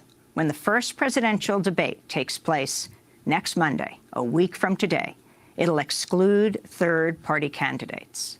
The Commission on Presidential Debates announced Friday that both Dr. Jill Stein of the Green Party and Libertarian Gary Johnson, the former governor of New Mexico, failed to qualify by polling at 15% or higher. Johnson is currently polling at 8%, has reached as high as 12% at some points. Dr. Stein is reportedly averaging about 3% and has peaked at 6% in some national polls. A recent poll by Morning Consult found more than half of registered voters believe Johnson should partake in the debate scheduled for September 26, and nearly half believe Stein should as well. This comes as polls show Trump and Clinton are among the least popular major party candidates to ever run for the White House. Okay, let's chime in here for a second. So one of the cons, obviously, with third-party candidates is getting to the debate stage. If you are running in a national campaign like Jill Stein was for president, you have to get at least 15%. Now, I do know of Ross Perot. Ross Perot was able to get, I believe, 18%. That's why he was on the debate stage with Bill Clinton and with George Sr. So I think that is important. We do have to acknowledge that. But how do we fix that? In order to increase their polling percentage, they have to be given a platform. We have to introduce them to as many people as possible. Now, we already know that mainstream media is going to smear them in every way, shape, or form, just like they did with Bernie Sanders, who was running as a progressive. Even though he was going through the Democratic Party, they still smeared Bernie too. Let's just be real. This is where independent media is our job to come in and fill that void. If we sit back and ignore third-party candidates, then we are no better than mainstream media commentators for doing the same. We should not exclude them just because you don't think it's a viable option. They should also be included. This is the importance of independent media. We're supposed to come in and fill in those gaps. So if you're choosing not to give third-party and independent candidates a platform, then you are not a part of the solution. You are a part of the problem.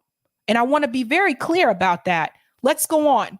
McClatchy recently polled voters under the age of 30 and found 41% backed Clinton, 23% supported Johnson, 16% backed Stein, and only 9% backed Trump. In 2012, Stein and her running mate Sherry Honkala were arrested as they attempted to enter the presidential debate site at Hofstra University, the same location where next Monday's debate will take place. Democracy Now! Was there at the time of their arrest when the third-party candidates were blocked by a solid wall of police before sitting down on the ground. They were then arrested. We're here to stand our ground. We're here to stand ground for the American people who have been systematically locked out of these debates for decades by the Commission on Presidential Debates. We think that this commission is entirely illegitimate, that if democracy truly prevailed, there would be no such commission, that the debates would still be run by the League of Women Voters, that the debates would be open. Ladies and gentlemen, you are obstructing the vehicle of pedestrians and traffic. If you refuse to move, you are subject to arrest. Remove them, bring them back to the rescue. Come on, step up, please. Stand up. We'll help you. Come on. They arrested them because Jill Stein showed up to debate. They arrested them. We don't have a real democracy. We don't have it. Why do you have to get this certain percentage to be on the debate stage? Why? And this calls for an arrest? Thank you, ladies. Watch the flag, please. That's the Green Party's presidential candidate in 2012, Jill Stein, seeking entrance to the presidential debate at the time at Hofstra. This year, she's continued to demand four-way presidential debates and said in a statement she plans to show up with hundreds of supporters outside that first debate. The debates are organized by the Commission on Presidential Debates, which is controlled by the Democratic and Republican parties. It said it'll review the criteria for the second and third debates in the future. In a minute, we'll be joined by former third-party presidential candidate Ralph Nader. So they said that is controlled by the Democrat and the Republican Party. And they said in the future, they will review the requirements. But this is on purpose. And they were a very courageous and genuinely independent, nonpartisan sponsor. And whenever the candidates attempted to manipulate the presidential debates behind closed doors, either to exclude a viable independent candidate or to sanitize the formats, the League had the courage to challenge the Republican Democratic nominees and, if necessary, go public. In 1980, independent candidate John B. Anderson was polling about 12% in the polls. The League insisted that Anderson be allowed to participate because the vast majority of the American people wanted to see him. But President Jimmy Carter, refused to debate him. The League went forward anyway and held a presidential debate with an empty chair showing that Jimmy Carter wasn't going to show up. 4 years later, when the Republican Democratic nominees tried to get rid of difficult questions by vetoing 80 of the moderators that they had proposed to host the debates, the League said this is unacceptable. They held a press conference and attacked the campaigns for trying to get rid of difficult questions. And lastly, in 1988 was the first attempt by the Republican and Democratic campaigns to negotiate a detailed contract. It was tame by comparison, a mere 12 pages. It talked about who could be in the audience and how the format would be structured. But the League found that kind of lack of transparency and that kind of candidate control to be fundamentally outrageous and antithetical to our democratic process. They released the contract and stated they refused to be an accessory to the hoodwinking of the American people and refused to implement it. And today, what do we have? We have a private corporation that was created by the Republican Democratic parties called the Commission on Presidential Debates. It seized control of the presidential debates precisely because the League was independent, precisely because this women's organization had the guts to stand up to the candidates that the major party candidates had nominated. That's George Farah, So that's important to know. You have the Republican Party and the Democratic Party preventing these candidates from getting that debate access that they should be able to have. I don't think you should have to poll at 15% to be able to debate, but these are the rules that we have. And I don't know how we could change that. But like I said before, that's where independent media comes in, especially for those of you that have larger audiences. You should be giving these candidates a platform. You should have someone like Jill Stein on your show. You should have someone like Matthew Ho on your show. You should have on John Stasevich, who's running for candidate as an independent for 2024. You should have him on your show, not just the people that you're trying to push, not just your friends. Not just because the people that you're friends with and that you want to run, but the third party candidates as well. Now, this is the piece here where Ralph Nader comes in, because like I told you, we're talking about the pros and the cons. And there are some things that Ralph Nader has to say as well. So listen to this, and he knows from his own experience. Has a new book out, Breaking Through Power. It's easier than we think. He is speaking today here in New York. Ralph, talk about this decision that just came down. No third-party candidates in the first debate. You know this well. Well, corporations are deciding who debates, when they debate, who asks the questions. So in the primaries, you had major corporations decide who gets on, who doesn't. They excluded, for example, the former head of the IRS, Mr. Iverson, former deputy at Immigration Service, the only man who had any experience in the federal government because he didn't have a super PAC sponsoring him. So did you hear what Ralph Nader just said? He said it's corporations that decide who gets on that stage. Corporations. This is my other reason for the push for third party, because these people are picked. They're chosen. It's already decided. There is no fair system. It does not exist. I think we need to acknowledge that.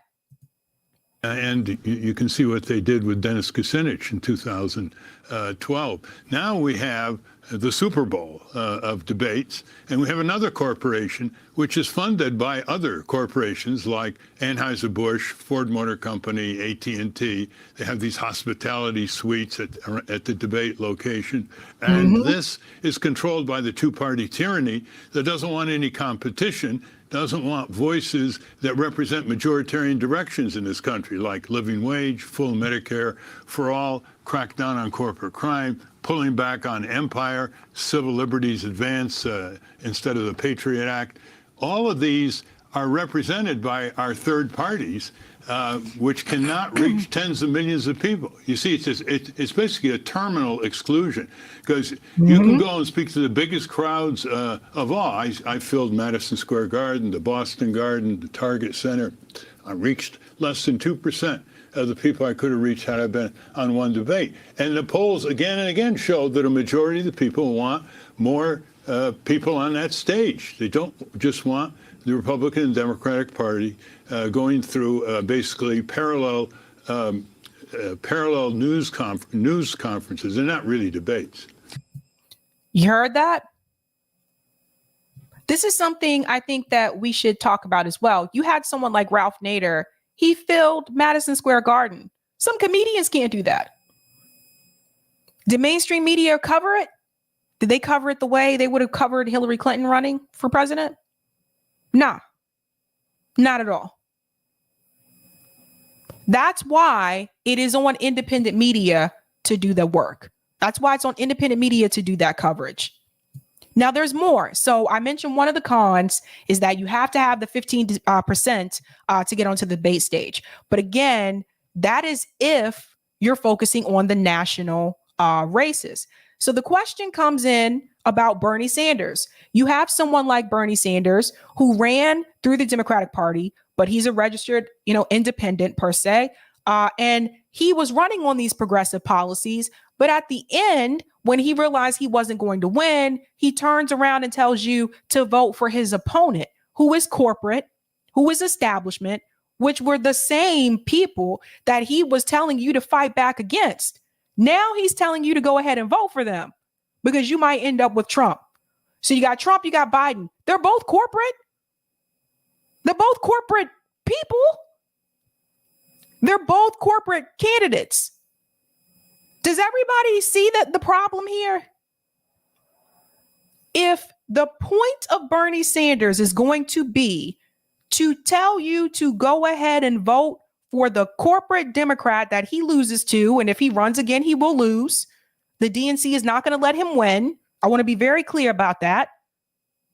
If the purpose of him is to tell you to vote for the corporate candidate that he lost to, that Democrat, what is the point of Bernie Sanders trying to be a part of any type of progressive movement? Because ideally, what he's telling you to do is to settle. People that's trying to start a revolution don't settle. MLK didn't settle. Malcolm X didn't settle. Fred Hampton didn't settle. You see the problem? So when Bernie Sanders goes across the country and he tells people we're starting a revolution, we're starting a massive movement across this country, and then you fold and you tell people to settle for the status quo, the establishment, you're not serious about getting nothing done. You're not serious about getting any kind of change. You settled. So there's no point of you being a part of this. And I know some people are like, yay, let's let Bernie run again. Yay, yay. I would hate to see you guys be disappointed again. I was disappointed twice in a row. I would hate to see you get your hopes up just like you did before, only to be crying later on in the end. Because then you can say that Bernie screwed you 3 times. Now, Ralph Nader brings up this point. He brings up the point of what is the purpose of Bernie Sanders in this progressive movement.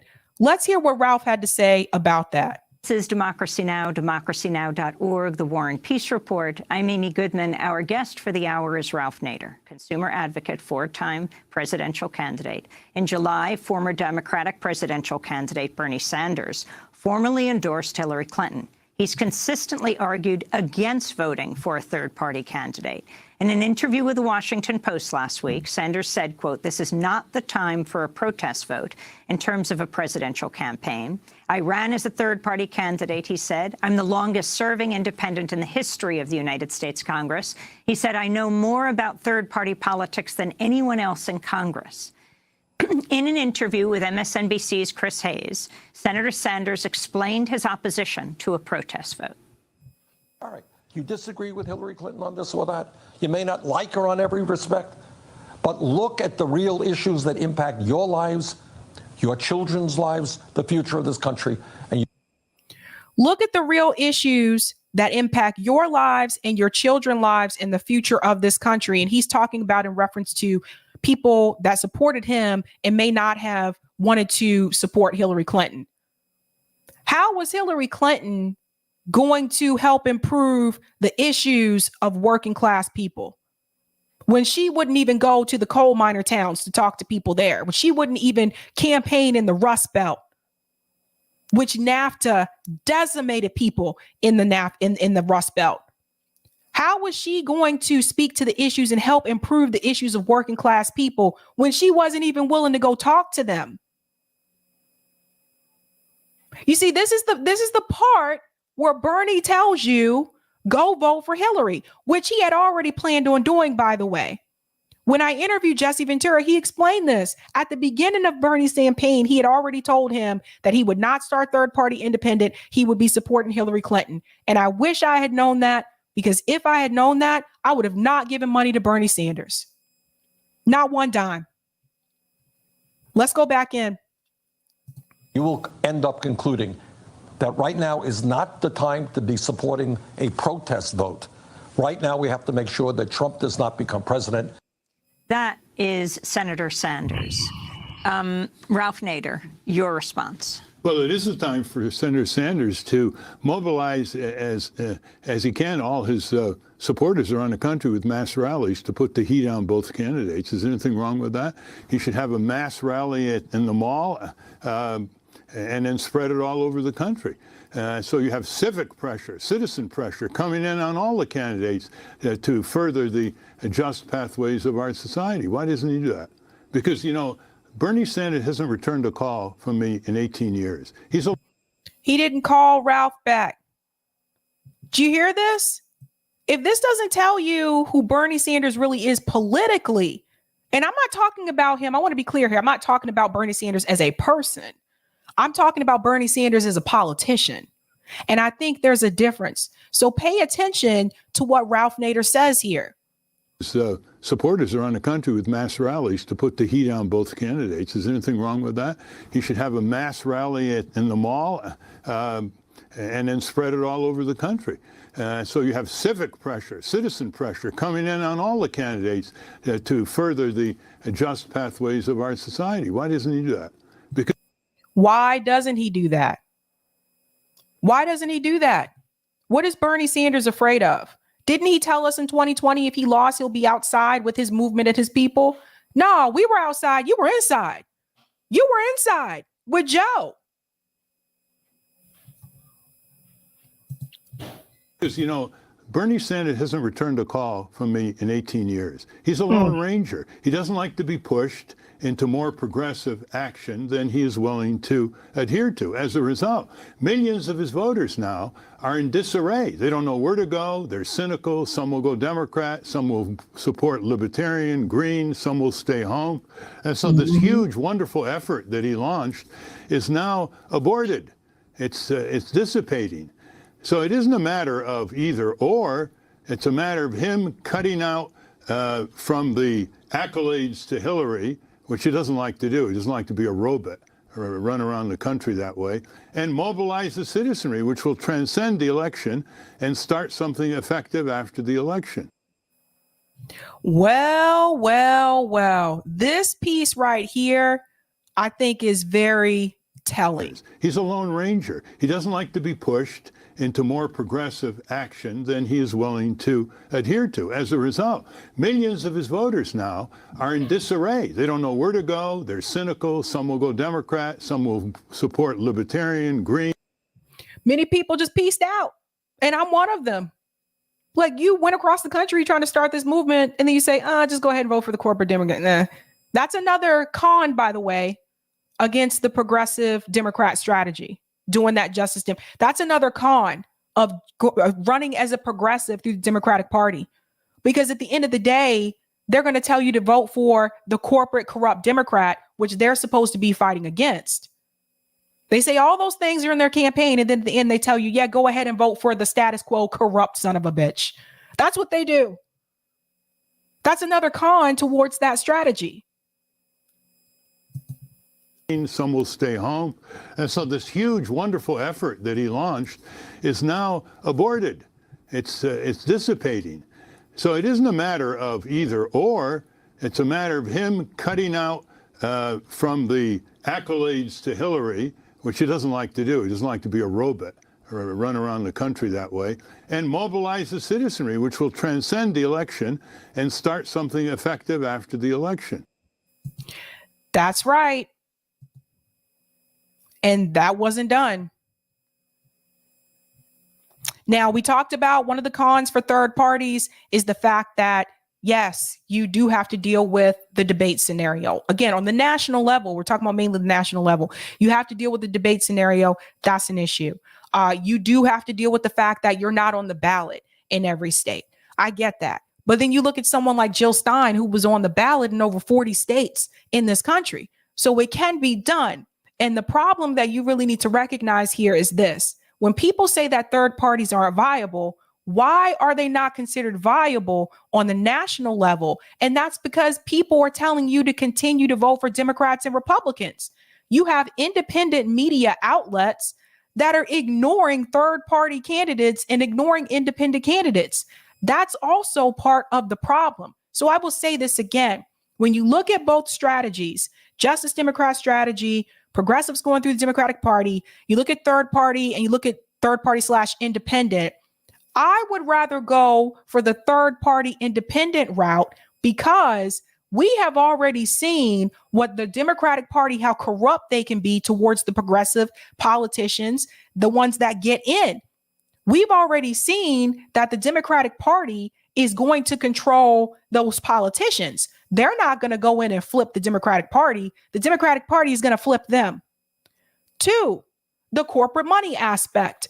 The party is owned by big money. So even though those candidates are not taking big money, they're still going into a party that is owned by big money. The Speaker of the House sure as hell likes to take a lot of big money. And if you want to keep your career and if you want to keep your seat, you're going to have to go along with what Nancy Pelosi or whoever is going to be the Speaker of the House, what they want. That's how you get to stay. The people who go against that won't get that opportunity to stay.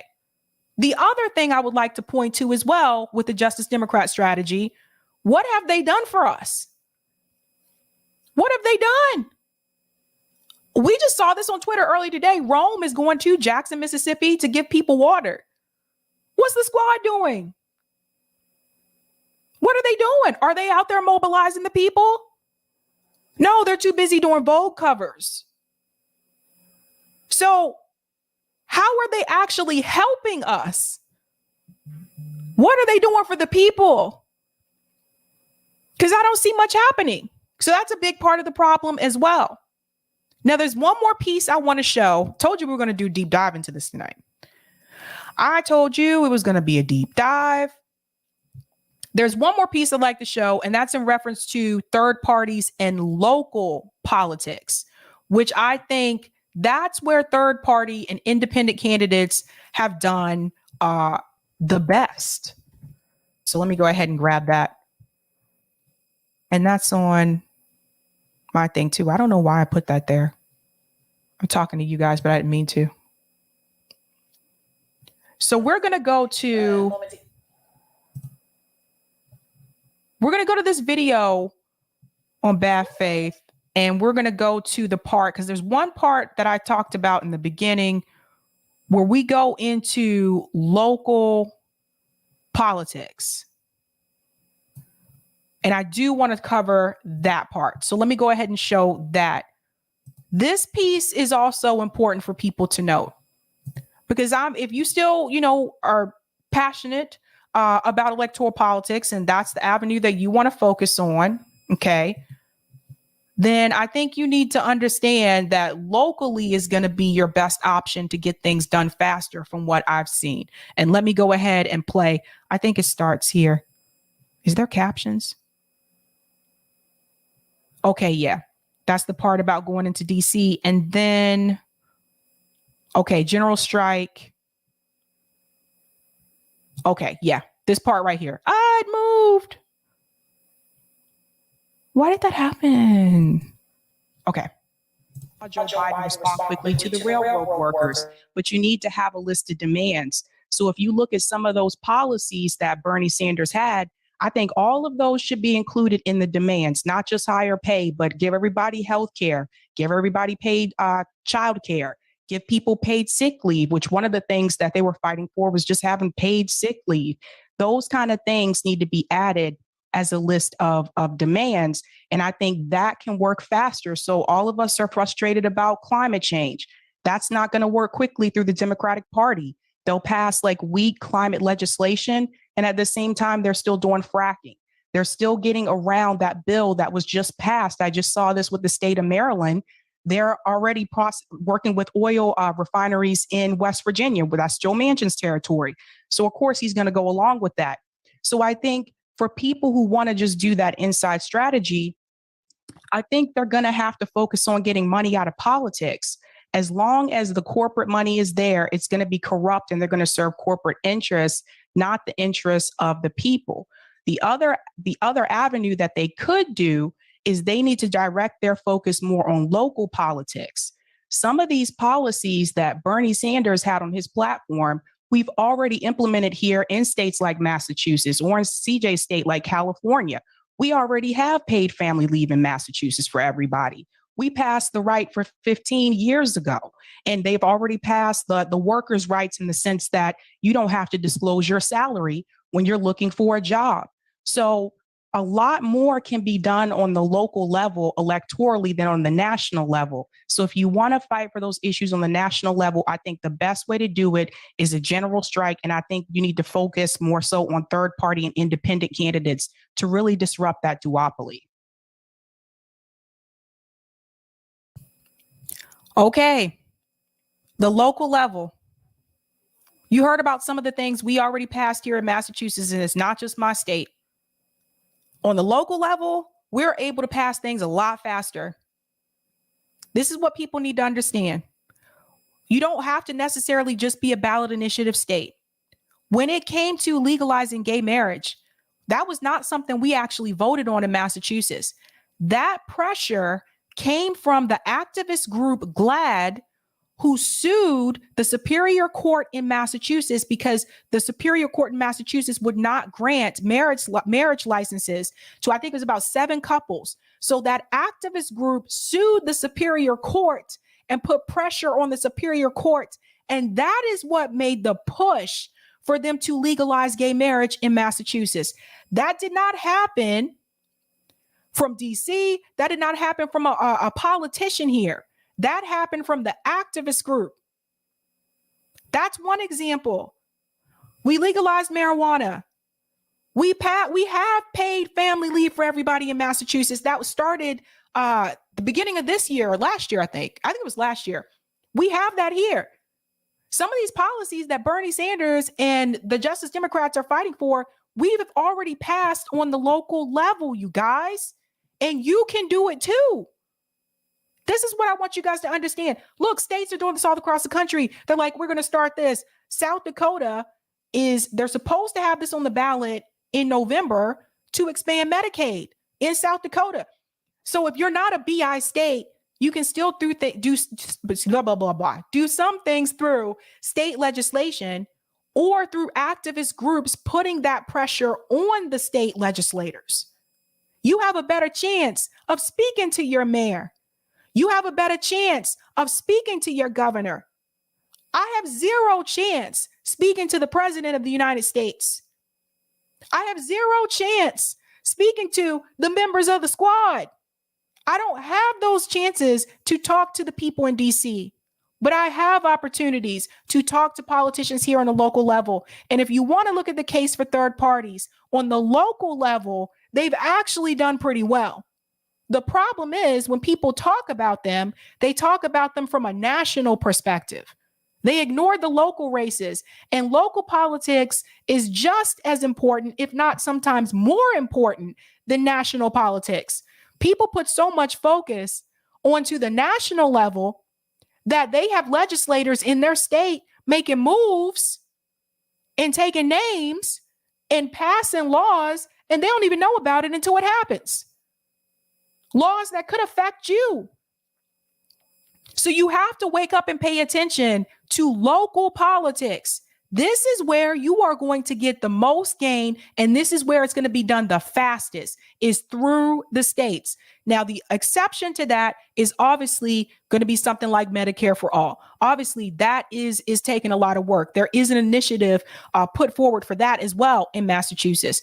But some of these other things we could be doing locally. So for me, it's just like, I want everybody to have these things. I want everybody to have paid family leave.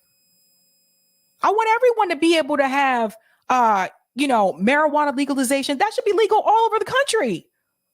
Why is this even still an issue?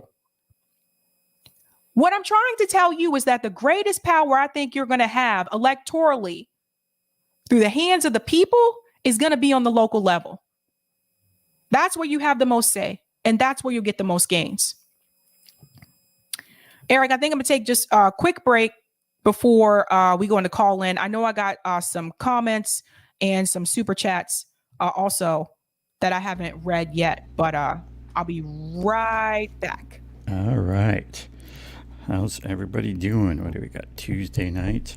We'll give Sabby a quick break, although I think she's already running late. I think this call-in was scheduled for 9, but we'll get to it when we get to it, right? Let's do a little shifting around, but Sabby will be back on soon, and then we'll go to the call-in part, which you can get either through the link. Here, I'll post it in the chat, and it's also I think it's the pin chat.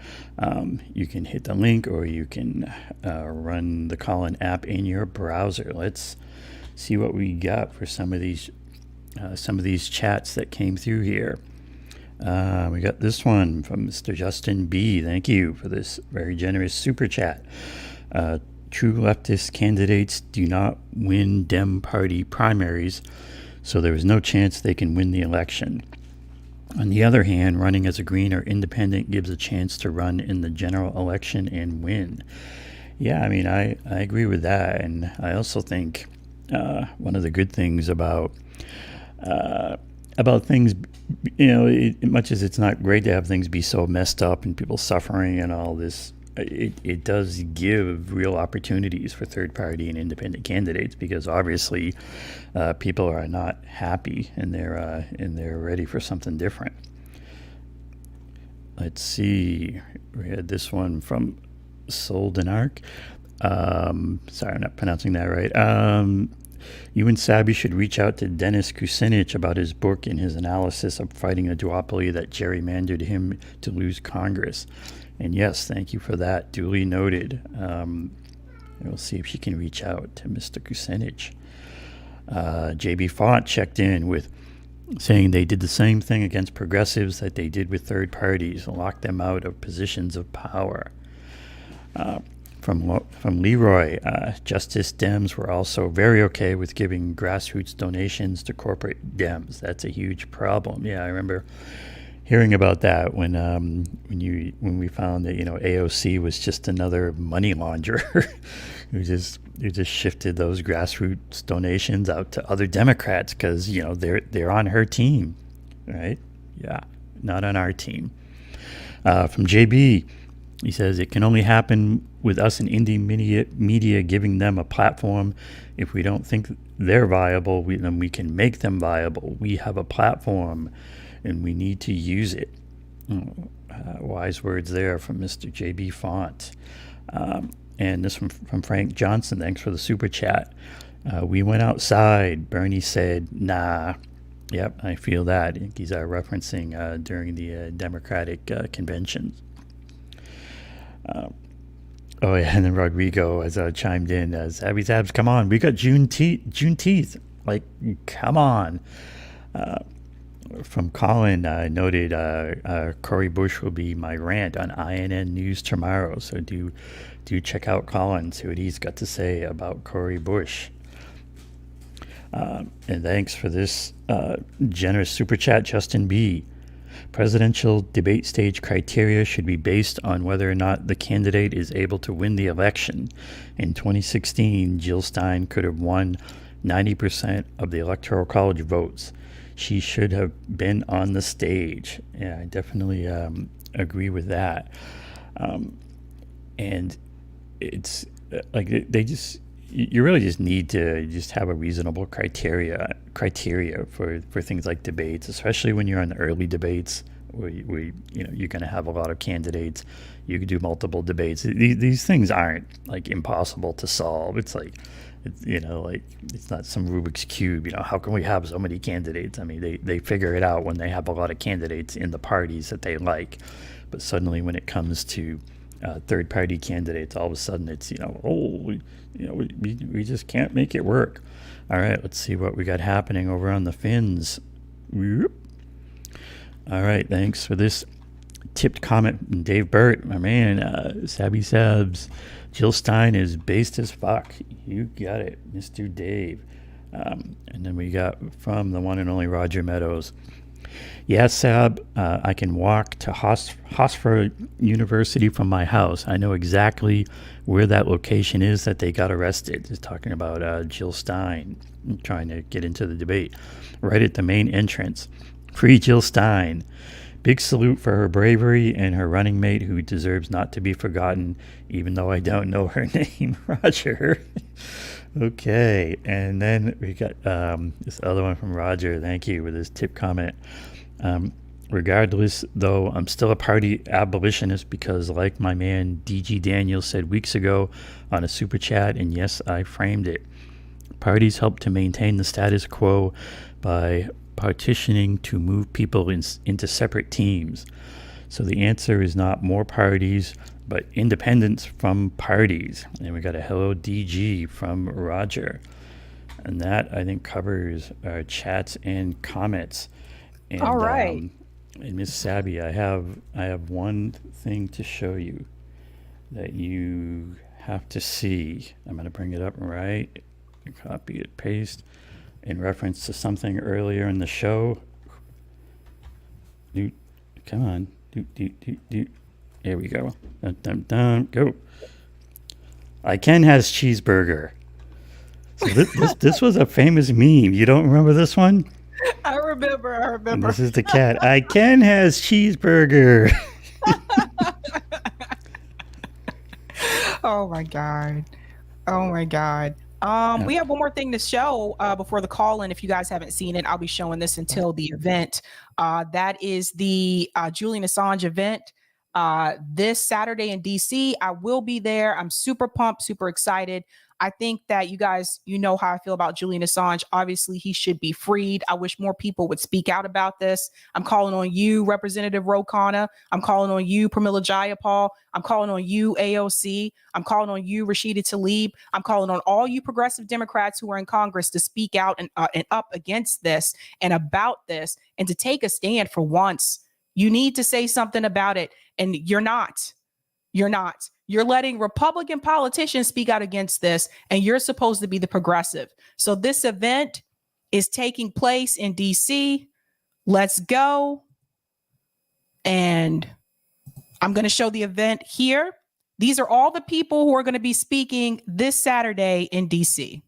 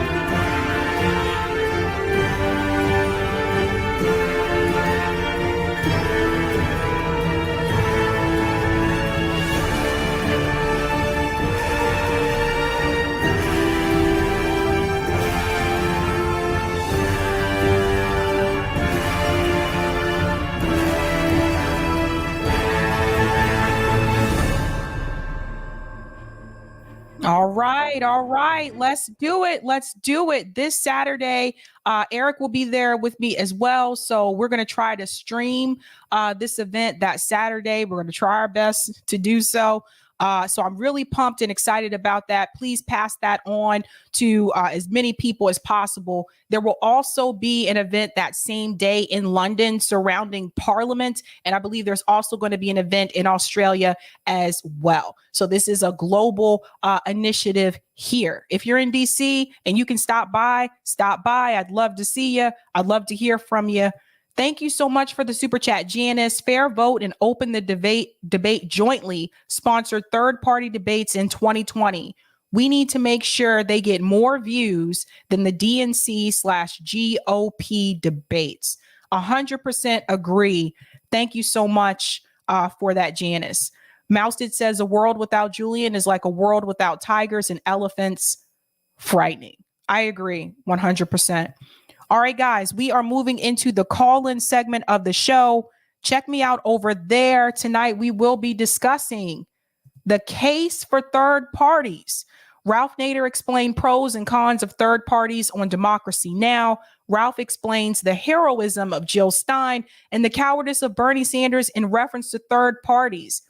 Does the Justice Democrat strategy prove the case for third parties? So that link is pinned to the top of the chat there. Make sure that's still the correct one there. I just want to double check because I know I edited the time. Yeah, so that's still correct. Definitely join me over there, guys. I'm heading out now. You know how we do this. Have a good night. Keep up the fight.